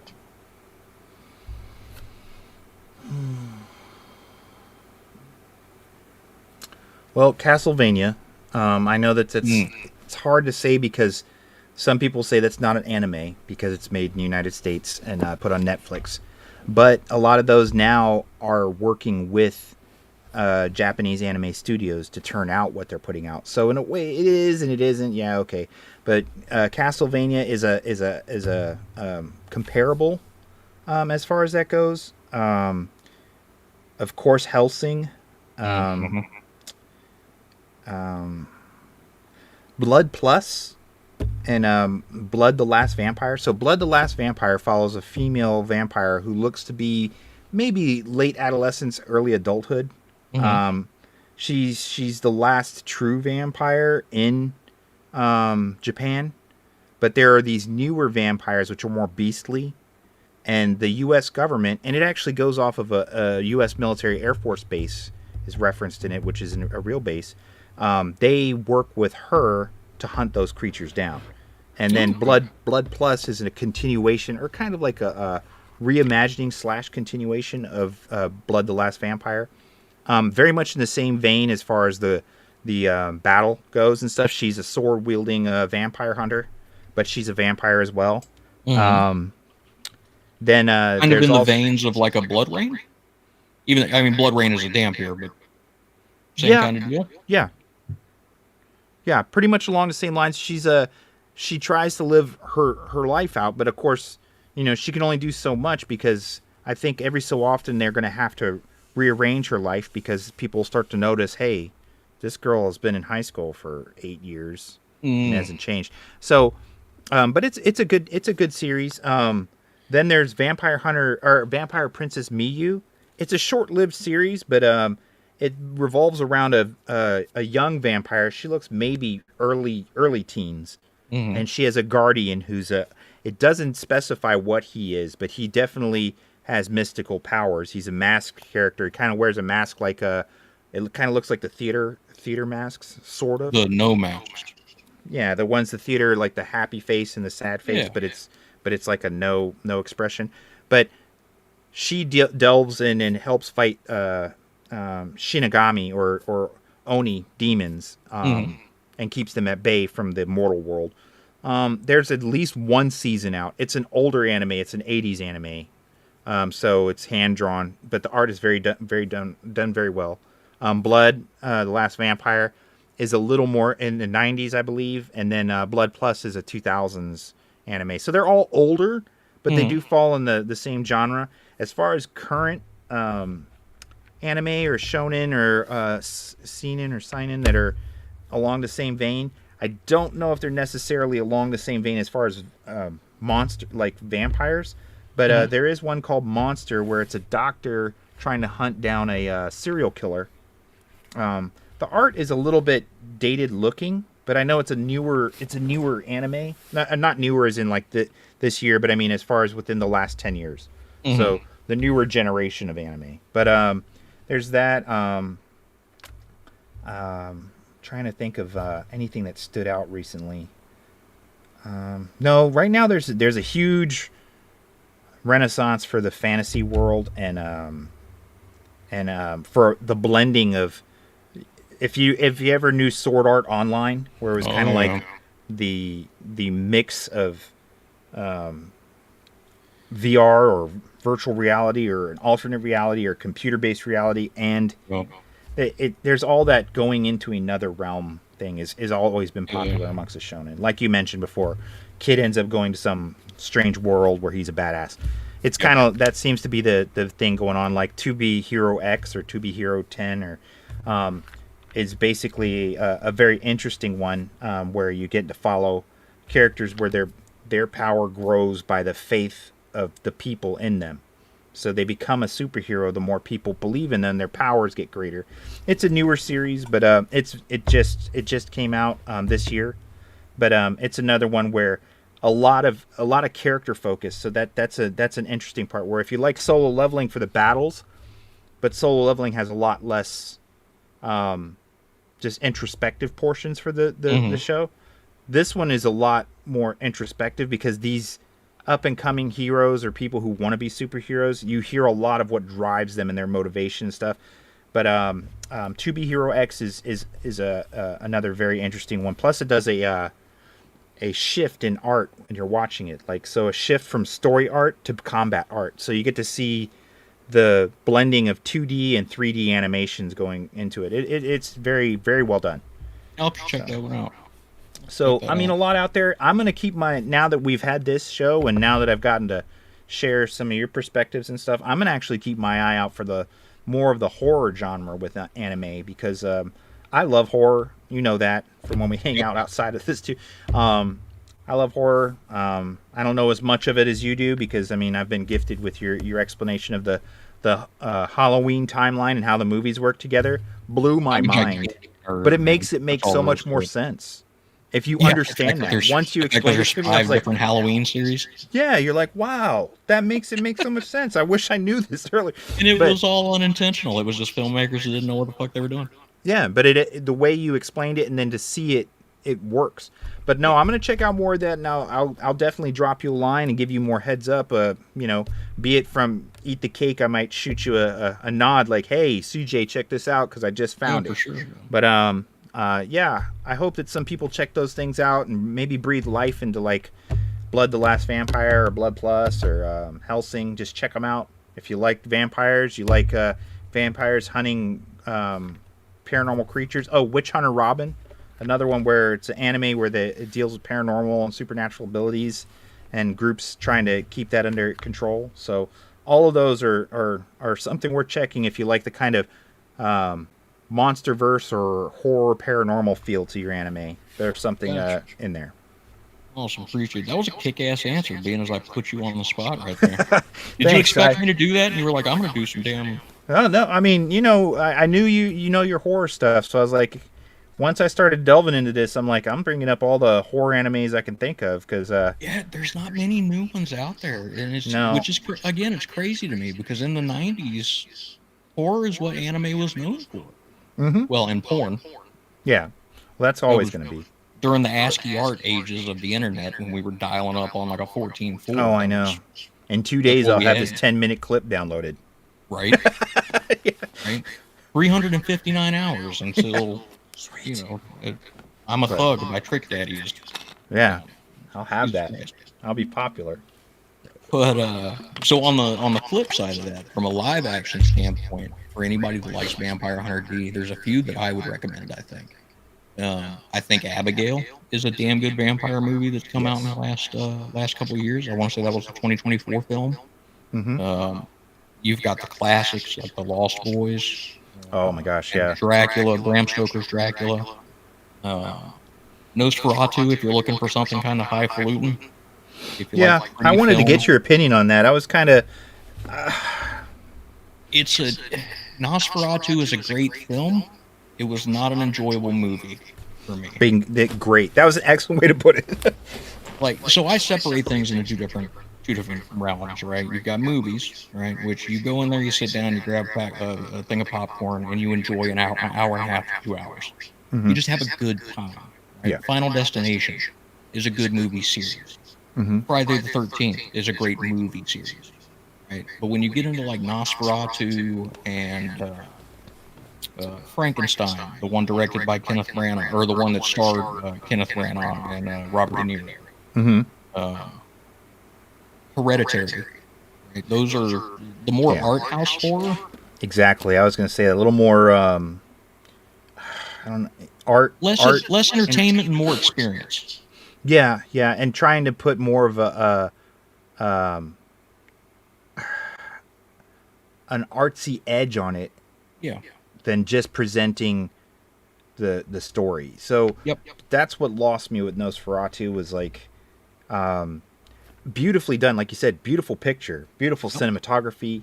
The acting was good, the setting was great, but I feel like they with her and her whole manic episodes and stuff, it delved too far into that and a lot less with the actual Nosferatu. I was like, oh yeah, he was only in like 4 shots in the entire film. Yeah, I'm like, what? And he looked fucking great. Yeah. They shot him great. He was creepy. Mm-hmm. But the movie was about her, Yeah. not about Nosferatu. It just lost some of the fear factor because at some point you're just like, when do you just say this girl's needs to be in a padded room somewhere? We need to let it go because she's lost her damn mind. And honestly, as soon as you see the mustache, you're like, he's not that creepy. Yeah. I mean, Not in the way he I should. enjoyed, like, I don't know. I was going to ask you as you know, this is your area of expertise, but Voyage of the Demeter, I watched. I think I ordered it on Amazon. I love that. I loved that movie. I Yep. loved it. A lot of people were like, "Oh, well, there was not really anything." I was like, "Man, that movie's done good." I mean, it's completely different. A take on something that you've always heard about. If you're a fan of Bram Stoker's or Dracula, you heard about his voyage to England, but you never saw what happened. And for them to come up with that and present it in the manner they did, I was like, "Wow, this was a lot better than I thought." Like Abigail. Abigail was another one. It was like I went into it with no It was so expectations. much fun. I was like, okay, it's a heist movie and it's got some twist in it. And I watched it and I was like, man, this was done great. This was done excellent. Yep. I got the garlic. Those are onions, Travis. It was so. They did such a good job with that too. And I mean, that's when those little things spark my hope that we're having that renaissance that you mentioned possibly happening. And if it affects all the different avenues of entertainment, and we get it through games and we get it through anime and movies, I'll be a happy camper. Because we got Legacy of Kain Soul Reaver back. We got Silent Hill 2. they remade them, and I'm like, they're excellent. And I mean, Soul Reaver is one of my favorite PlayStation games ever. I mean, just the depth of the story. You're just like, whoa, this is a vampire story. You know, think about that. That reminded me of Vampire Hunter D, like a dystopian world where the vampire nobility rules. That is Legacy of Kain. And then when you get to Soul Reaver and you see Raziel, you know, change into this wraith and he feeds on souls instead, and it's like, man, it's beautiful. It's an excellent story, you know? So I'm hoping that these inspirations keep going and start unlocking some of the things we enjoyed, but also, like I said, evolving, you know, what we have to meet some of these other avenues. Because like you said, Abigail was great. I mean, as you were mentioning the movies to check out, what other ones besides Nosferatu we both agree on, but I mean, what other ones have you seen recently that you feel is kind of breathing new life into this genre? Oh, into the horror genre as a whole, The Substance by a long shot. I have to check that out. I think it's brought body horror back in a way that we haven't seen since Cronenberg did The Fly in the 80s with Jeff Goldblum. Oh, wow. So on that level. Wow. It's so good. That was so amazing, too. I still have a hard time watching scenes with the Brundle Fly. Yeah. Brundle Fly is like, oh, damn. That arm wrestling scene in the bar. Like, I know it's coming. And it's, but it's so good. It's done so well. I just saw The Ugly Stepsister, which is not my kind of movie at all. Really fucking good. It's the Cinderella story, but it focuses on one of the stepsisters and the horror that she goes through to try to become attractive for the prince. Oh, wow. And it's really good. I didn't even hear about this. Yeah, shameless plug. I've got a review on Nightmares and Nurture. I'll check it out. It's really good. It's on Shudder right now, so by all means watch it. But that's the first body horror movie I've had to turn my head away from in a long while. It's gross, in a good way. But I mean, Hard Eyes, Drop. Was that good? Oh yeah, both of them were really, really good. Okay. I think the date night thriller might be coming back. Cool. Like back when we were of dating age, we had Scream, we had I Know What You Did Last Summer, we had what were some of the other teenage focused horror movies? Oh, they redid the My Bloody Valentine when we were younger. Yeah, My Bloody Valentine 3D. Yeah, they had a bunch at that time. Valentine? Saw. Wasn't the one with David Boreanaz in it?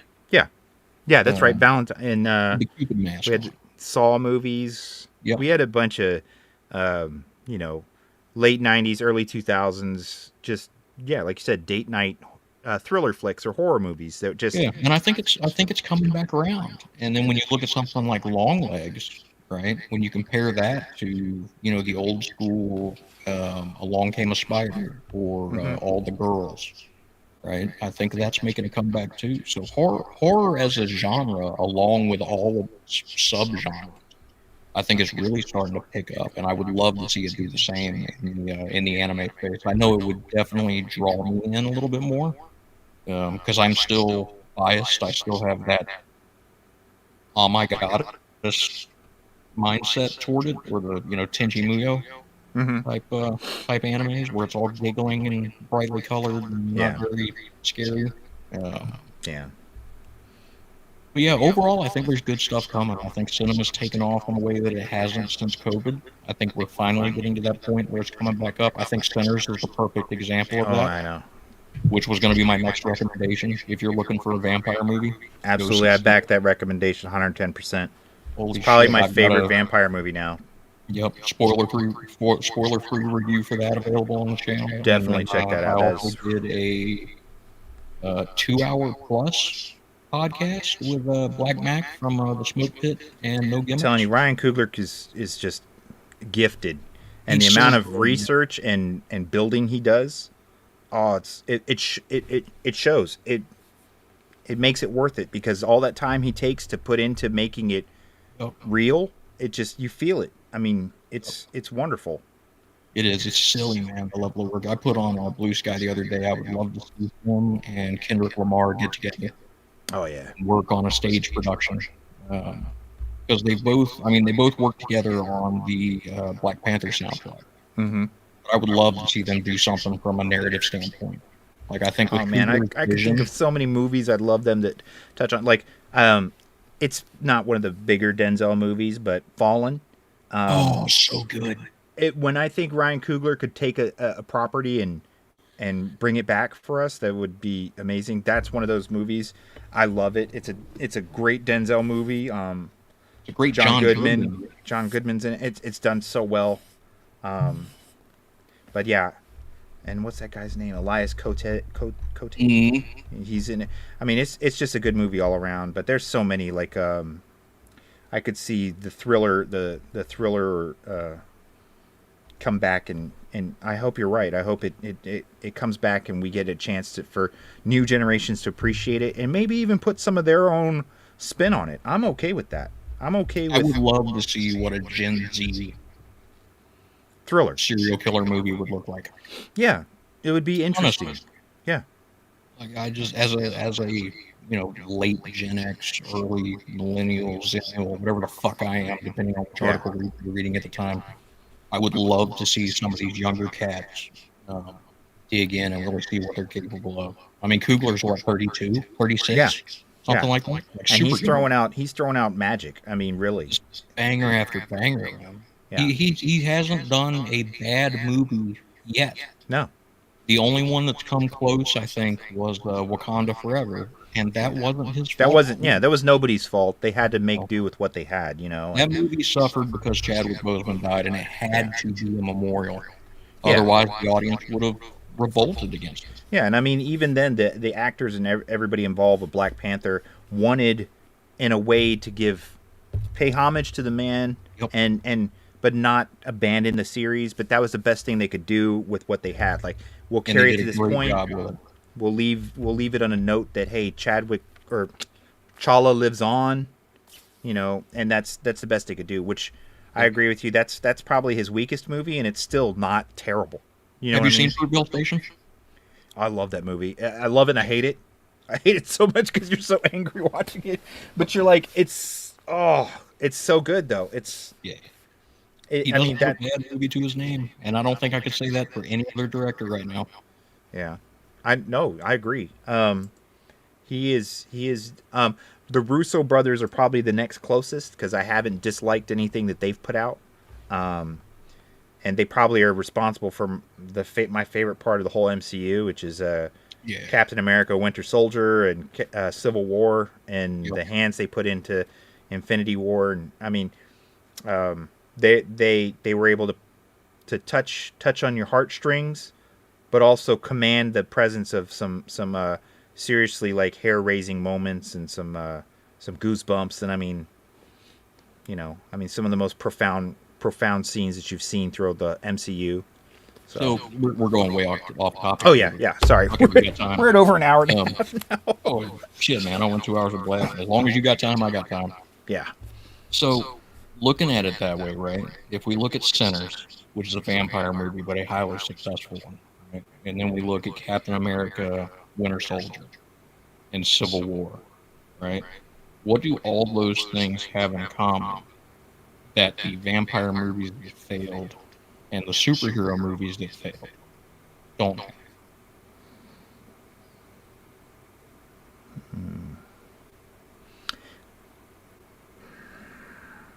I know that's a really weird question.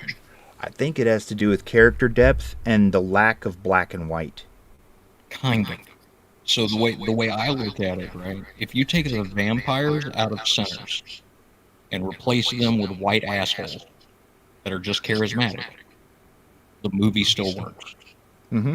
If you take Captain America: Winter Soldier and replace Steve Rogers and Bucky Barnes with two highly skilled assassins, Still, the movie still works.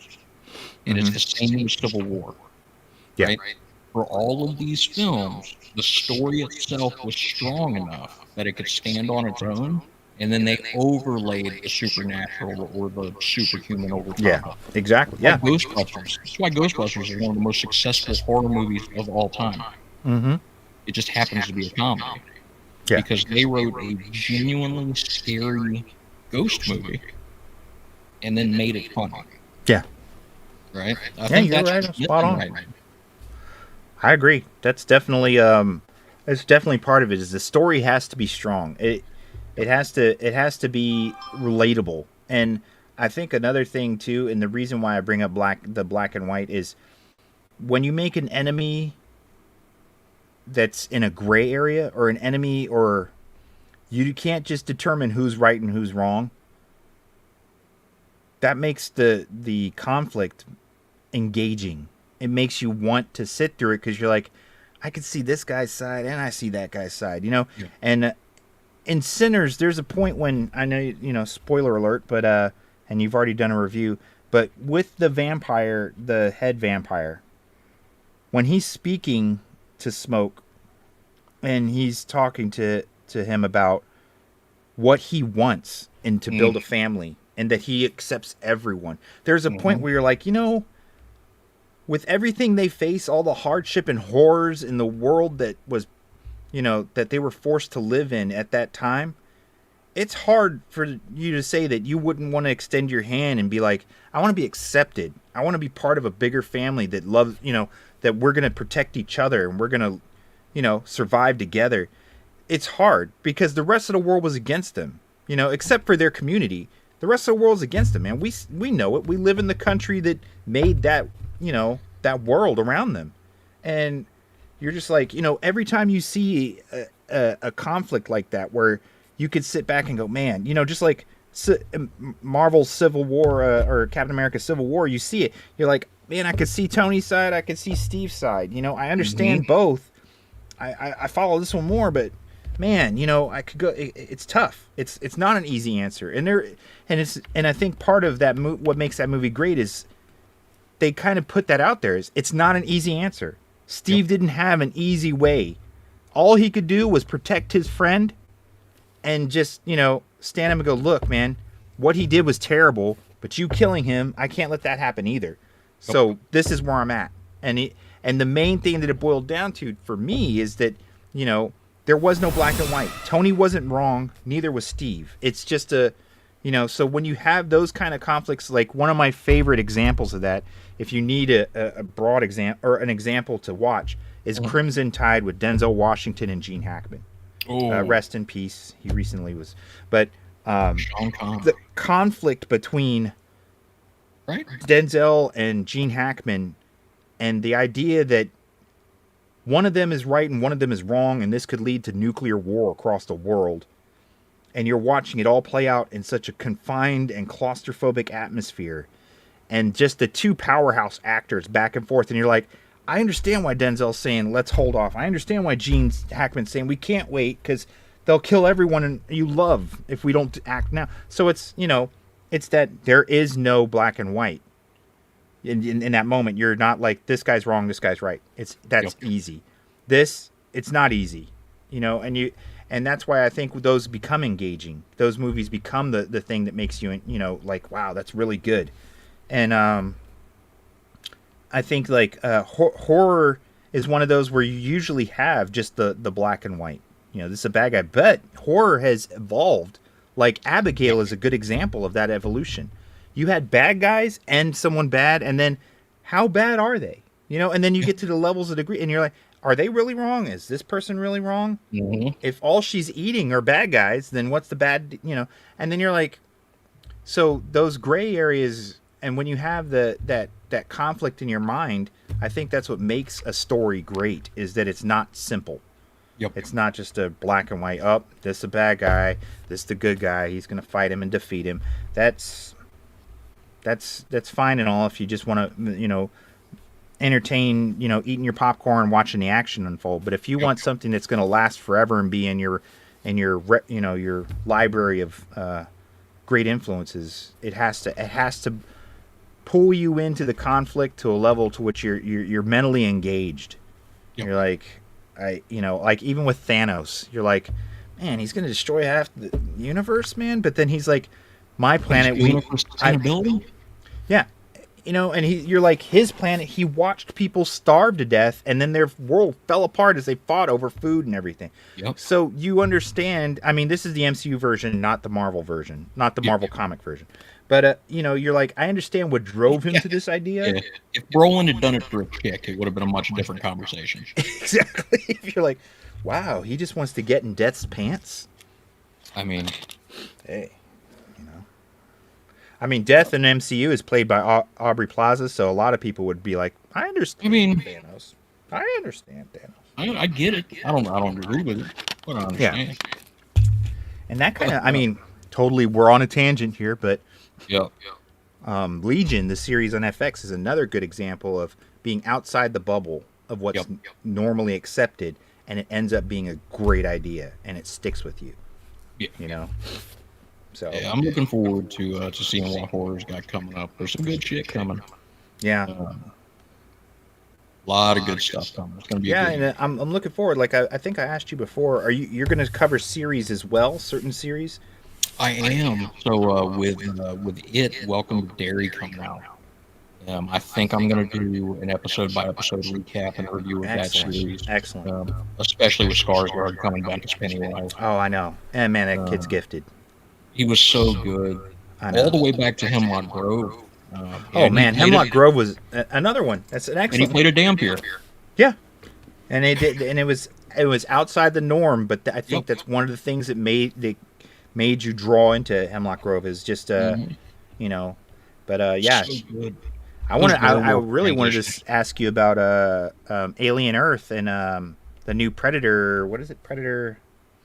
Killer of Killers, I think is the name. Killer. Yeah, those two series are coming out too, and I was like, these are more opportunities for CJ to lay on his knowledge for us. So yeah, I plan on checking those out for sure. Especially Alien Earth. I'm a huge fan of the original Alien film. Oh man, the whole Alien franchise. I know there's haters. I'm not a huge fan of Prometheus or what's the one? Covenant, Alien Covenant. I'm not a huge fan of those two, mainly because I feel like Ridley Scott took the reins and tried to focus more on AI. He's a huge AI buff. So he did. David's not a bad character, but I don't need that much David in my Alien movie. David is the best character in that exactly in those movies. Yeah. The problem that they had is that the studio and the marketing team behind that spent too much time tying it to aliens instead of just making it a film set in the Aliens universe. Yeah, they could have made it a Wayland Yutani adventure not related to... Don't bring the Xenomorphs in if you're not going to make Xenomorph movie. Not until the very fucking end. And we don't have a giant starfish. What was that?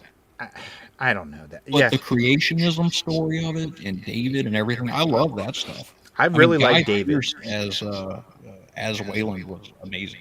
Yeah, there were great points to it, but I'm just like, you could tell Ridley Scott was also working on that, We Are Wolves or whatever it was on HBO Max, I think.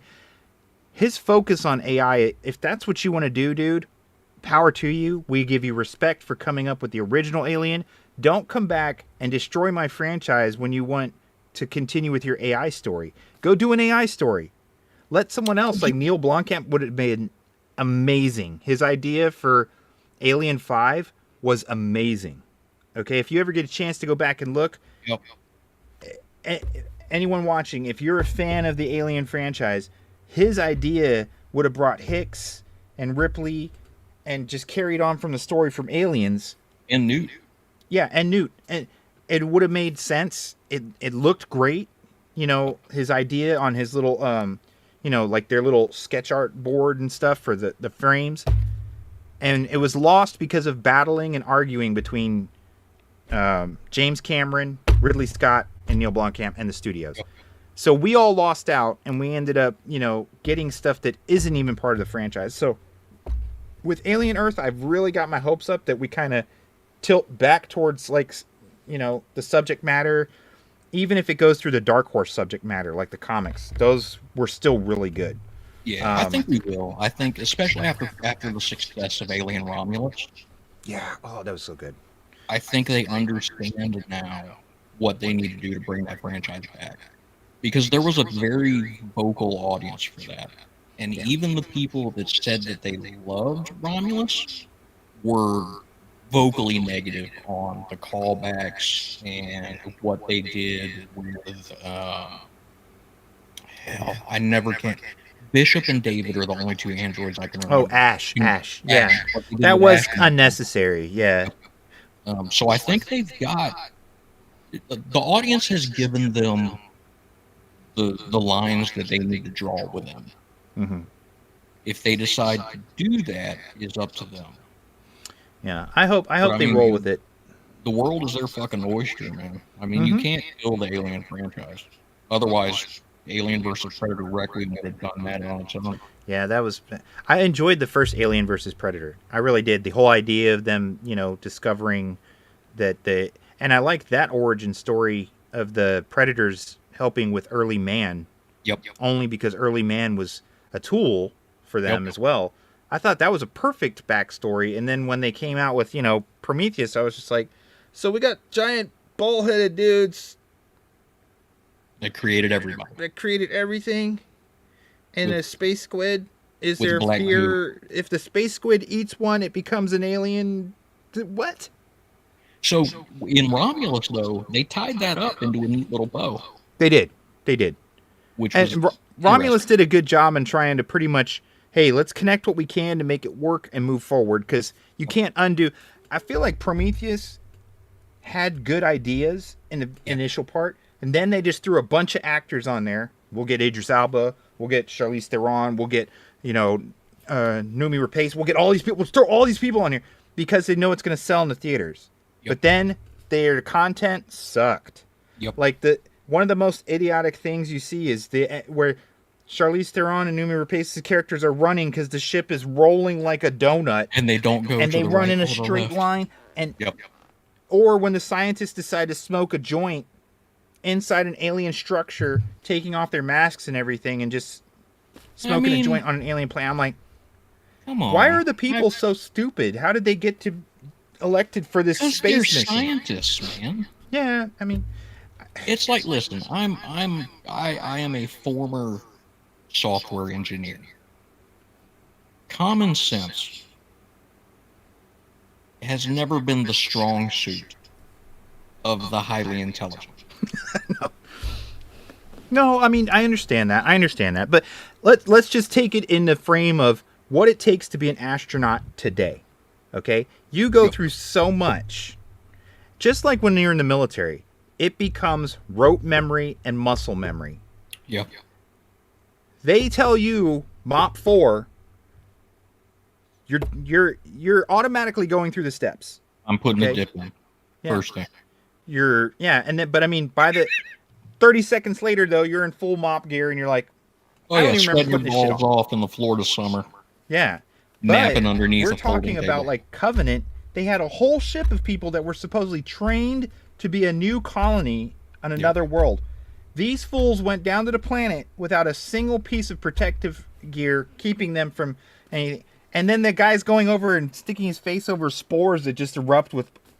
I mean, like, did these guys just fall asleep during their year-long training or whatever? Because, I mean... No, they got flabbergasted by the fact that God doesn't draw in straight lines. Yeah. Such a stupid line. They just screwed the pooch with that for real. I mean, I was just like so disappointed in that movie. And then the whole scene where the girl is in the little first aid room with the guy, and he's, things coming out his chest, and the other girl's running back and forth, and they're slipping on blood. I'm like, did they pick all these people as, like, we need the biggest group of morons for a colony of morons that we're going to have far off in the... It was a scouting trip. Yeah, I was like... I mean, the first privatized space flight for the U.S. had, Katy Perry on it? Oh, my God. That is a sign. Maybe we are heading right towards that. That's what we're doing. Katy Perry is going to... She would have made the Covenant crew. She would have passed the test for them. Yeah, absolutely. She should have been there, But playing her new fucking album. One of the best characters in that whole thing is the cowboy dude. Anyway, He was one of the only ones that's like, when bad shit starts happening, he's like, yo, this isn't right. We should be doing. He's like someone with a brain, and he's like supposed to be one of the dumb people in the room. It's like maybe dumb, but really common sense smart. The guy that wrote the new Halloween movies. Yeah. Wasn't it Danny McBride? Yeah, I think he played that. He played the cowboy character. Yeah. I just can't remember the character's name because I dislike the movies so much. It's not good. I'm a hardcore Alien and Aliens, and I even enjoy Alien 3, which a lot of people are like, oh, it's terrible. I was like, actually, for what it was completely different. Yes. Alien 3. Alien was a horror film. Yes. Aliens was an action film. Action film. Alien 3 was a superhero movie. Yeah. That's what it was. Ripley in that movie was a superhero. Mm-hmm. I mean, I've had too much bourbon at this point because I'm complimenting Alien 3. Yeah. I like the fact that it was... I'm thinking of Alien Resurrection. Okay. I like the fact that in 3 it kind of went back to its horror roots. They don't have weapons. They're on a prison planet. They're, they got to fight the alien dog thing the best they can with what they got. You can't trust the people next to you because they're all convicts. It was a step back towards horror because, like you said, Aliens was an action movie. Action with a little bit of horror. It's more of 100% action. Action, but it's done great. But Alien 3 was actually directed by David Fincher. Yeah. Which a lot of people forget because he fought so hard to get his name taken off of it because of the edit. They made so many changes to his original. So bad. I don't know if they ever released a director's cut of that. No. And they never will. It's always locked up in all the studios. That's what I'm saying. Just like Neil Blomkamp's idea got totally lost because egos. Basically, James Cameron's like, no, I made Aliens. You're not going to touch my intellectual property because he was going to use the Colonial Marines and continue on to that. And then Ridley Scott's like, no, I don't like what you're doing with my Xenomorphs either. So it was a bunch of, guys having a pissing match, and we ended up, the people lost out, and we got And Prometheus. to be fair, at the time, I think Cameron should have won that battle. Yeah. I mean, he had I hate to say it, I love Ridley Scott to death. But if you look at Cameron's track record at that point, you had Aliens, Terminator 2, mm-hmm. Terminator, you had Titanic. Mm-hmm. Like, it's just, the dude could do no... The Abyss, which, holy shit, they The Abyss. created... The Abyss is, in my opinion, his pinnacle CGI. movie. Yeah. It created CGI in the way it is, along with Terminator 2. Yep. It just did. Ridley Scott had what? Alien. And Gladiator hadn't come out yet. Yeah. Yeah. Cameron should have won that argument. Yeah, and I mean, I think that at the time, it was more, nobody wanted to have the legal battle. You know? Nobody wanted to go through the courts because then all the money that you would have put towards your project is now going towards courts and lawyers and 100%. But 100%. Maybe we'll see with Alien Earth, and we'll see with any future movies that follow Romulus, and they seem to be going in the right direction. So you never know. I hope so. But they struck gold with the Romulus director. I mean, they did. Fede Alvarez. I mean, if you haven't seen the 2013 Evil Dead, I have. Yes. Holy shit! It's my favorite. It's my favorite of the franchise. Yeah, he really. And I was an Army of Darkness kid for years. Oh, I know. Army of Darkness will always have that special place. Oh, good. But he really brought the vibe and the dark and into the movie, and it just it was what it needed. I don't really know much about the whole Evil Dead Rise. I think I watched that. Evil Dead Rise was amazing. I only saw parts, like I said. Which is awesome. Fede Alvarez had nothing to do with that one. Oh, really? Okay. Yes. So Fede Alvarez came back in 2013, did Evil Dead, made the most metal horror movie ever made. I mean, that last act with the blood raining down and the demon come out of the ground, that chainsaw scene, like, he revitalized the franchise that had been mostly dead Yeah, for for years. like a decade. Outside of Bruce Campbell making a cameo every once in a while. Mm-hmm. And then we got Evil Dead Rise, which changed the setting completely from a cabin in the woods to an apartment building in the city. That part I did find very interesting. I like that. Dude, the mom in that film is amazing. You should watch that movie. Yeah, And I'll have to watch it again. I know on I watched it, but it was one of those where I'm watching it, but I'm doing other stuff.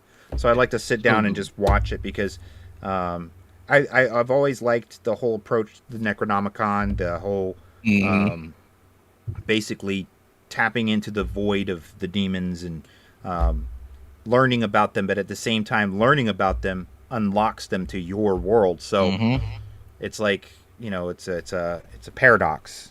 The only way to Did you know about that them. Jason from Friday the 13th is a Deadite? I didn't know that. In Friday the 13th Part 6, I believe it was, they show a book that Mrs. Voorhees used to bring her son back. Okay. And it's the Necronomicon from Evil Dead. So Friday the 13th and Evil Dead are in the same universe. Hey, that makes sense. I mean, It's that makes sense as unofficial. to why Jason is as powerful as he is. Because I mean, if he was just some dead dude, you know. I want to know how he aged so fast between 1 and 2.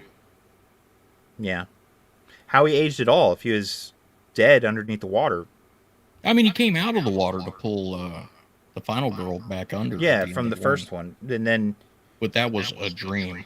It's another rabbit. We should do a Friday the 13th episode. we should. And there's so much with that. And So much. comics Yeah. as well. I believe he's been in the resurgence recently within the last couple years. I think he's made appearances. I'm not sure if it's just a horror series or what. I'll have to find out. But Jason has been. I mean, I follow a lot of those verses and you know, Who Would Win is a podcast that I follow and a group that I partake in.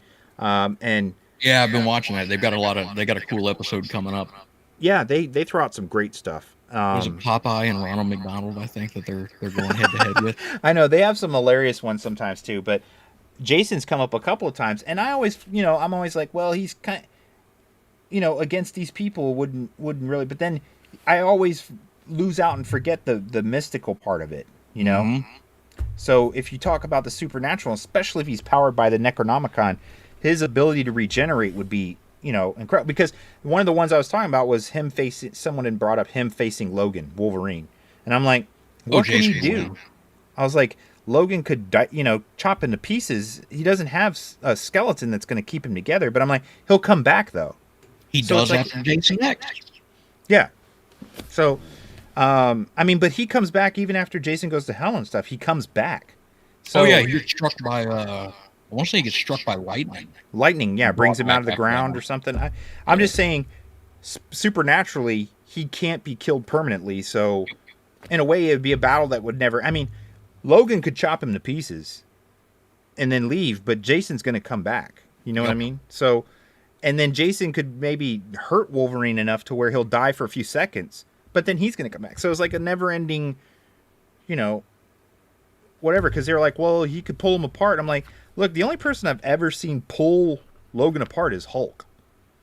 So Okay. who tied him to the X in The Reavers did in the X-Men series, but this is after they already took him down. I mean, they had the Reavers were all cybernetically enhanced, plus they had Lady Yeah. Deathstrike, and Yep. between all of them going after Wolverine on his own, it was a lot of weaponry and so forth. But I mean, you're dealing with a bunch of cyborg mercenaries who have Yeah. weaponry from rocket launchers to. So I mean, they took him down, then they put him up on the X. yeah. So Strife was able to take him out too, wasn't he? yeah, but In you're talking about Extinction Level Strife is able to manifest his telepathic abilities into energy force projections. Well, I mean, Strife. Strife. So Strife was, correct me if I'm wrong, Strife was both Magneto and Professor X's minds in a single body. no, right? that's Onslaught. That's when Onslaught happens when Professor X when he shut down Magneto's That's mind right. before, That's part right. of Yeah. Magneto's We're all nerds, folks. yeah, we're huge. But part of Magneto's persona, or part of his constitution that makes him who he is, was still deep within Charles' mind. So at a breaking point with Charles, that merges with his mind and he becomes Onslaught. Okay. Gotcha. But Strife was Cyclops. the clone of Cyclops and Jean Grey's son, Cable. Yep. So he has the same power as Cable telepathically, but Cable constantly has to use his power to keep the mutant virus from destroying his body. So half of his power is constantly keeping that from degrading him. So he's not able to use his power completely, whereas Strife has used it and grown to where the point where, like I said, when he throws an energy bolt, it's just telekinetic energy to the point where, or telepathic energy. It hits someone on the mental side as well as the physical side. So and that was an extinction level event, right? Yeah. Or extinction executioner song? Or we're going way back in the fucking 90s, man. That was 30 years ago. I can't remember. I think it was X-Men Extinction. I can't remember. Extinction Level Event was a fucking Busta Rhymes album. That's how fucked up everything is lined up in my head right now. Hey, at least you're drawing on good stuff, though. It's not like you're pulling garbage up. You're just like, it's bringing good stuff up. Rhymes, I'm like, that was an X-Men story. Hey, Busta Rhymes is somewhere going like, I didn't copy X-Men, did I? Like, oh, shit. All right. So we've been at it for 2 hours. Yes, sir. Gone off on a few tangents, but we circled back around with that Bill Skarsgård yes. comment with him playing a dhampir in Hemlock Grove. Go check out Hemlock Grove if you can. Absolutely. Amazing show. If you like vampires, werewolves, Frankenstein, it's all there. It's all there. Go check it out. Otherwise, 30th of May, Vampire Hunter D comes out on Shudder. Please, if you have the ability to subscribe to Shudder, subscribe. Check out their 7-day free trial through Amazon Prime. Watch it on Shudder if you can. Give some support to the folks that made it. This is a foundational anime for us in the U.S. And worldwide with the impact that it had on vampire media. I was going to say vampire culture, which I guess is a thing now. Yeah, you're right. But definitely check it out. Check out Vampire Hunter D Bloodlust, which is a... I might do another episode on Bloodlust because it is different enough that it warrants another discussion. I agree. It is definitely something that's worth delving into. Yeah, but definitely check that out. And then again, check out some of the recommendations that EJ had as far as horror animes. I know I'm going to Blood and Blood, the Last Vampire, Blood Plus, Vampire Princess, Miyu. Check them out if you like the vampires. Alucard in Hellsing is just he is a beast. Oh, Hellsing is amazing. It's so good. It is. If you are, we will call it emotionally. No, none of it. So just understand that there are some triggering aspects to Hellsing. I'll just say that. I can't remember if it's the second episode or the fourth episode, but there's some scenes that are pretty. You got to keep it in mind that Alucard is, but without. Underneath it all, he is still what he is. He is not a man. So Hellsing is very, very good. Yeah, it's done very well. But yeah, so what do you? It's free plug time or shameless plug time. So what do you got going on that you want to let the folks know about there, EJ? I always want to give a shout out to DFPN in general. Everybody on DFPN, it's great. I love being with you guys. Smoke Pit's fantastic. Recently, Cutting Edge Hero has joined us, and it's been a blast. Over on Eat the Cake Anime, I've enjoyed every moment with Willie and Jackie. It's a great time. They teach me so much. I learn stuff all the time. They are much more up to date. I'm the old school head, but I'm learning, and I just want to say that we'd love to have you come by as well, CJ, on Eat the Cake, especially if we ever get an Eat the Cake anime episode that we're dealing with horror stuff, which will probably happen because Willie's a sharp dude. Willie always comes up with new stuff. Absolutely. But and thank you to everyone who tunes in and everyone who checks us out. Always greatly appreciated. That's about it. Awesome. So from my side, I want to take a minute to be a little more serious than I normally am. Over the last couple weeks, this channel has gone from on YouTube specifically. I know I'm streaming across Twitch and a couple other places, but on YouTube specifically, Nightmares and Nerdscapes has gone from 400 subscribers to over 3,200. Excellent. I want to thank everyone, not just that's watching now, but everybody that will watch this after the fact, listen to it after the fact. I do this because it's fun for me. That being said, the validation that I'm not fucking crazy for the opinions that I hold, or at the very least that my opinions are entertaining, has a huge impact on me, not just from a quote-unquote podcast or internet personality standpoint, but also personally. And I know that might sound cliche, but I really do appreciate all the support. Outside of that, thanks to EJ and Jen, his missus, our queen of nerd, the queen of nerd, for dragging me into this podcasting world, and for all the support that the DFPN family has provided over the past few months I've been involved. You've been an excellent addition to DFPN. I love it. I definitely appreciate that. Other than that, we do have some cool stuff coming up. I posted a little bit earlier today, but here for the June Nightmares and Nerdscapes Presents episode, we'll be covering Creepshow with Mr. Danny from Cutting Edge Hero. We'll be co-hosting that one.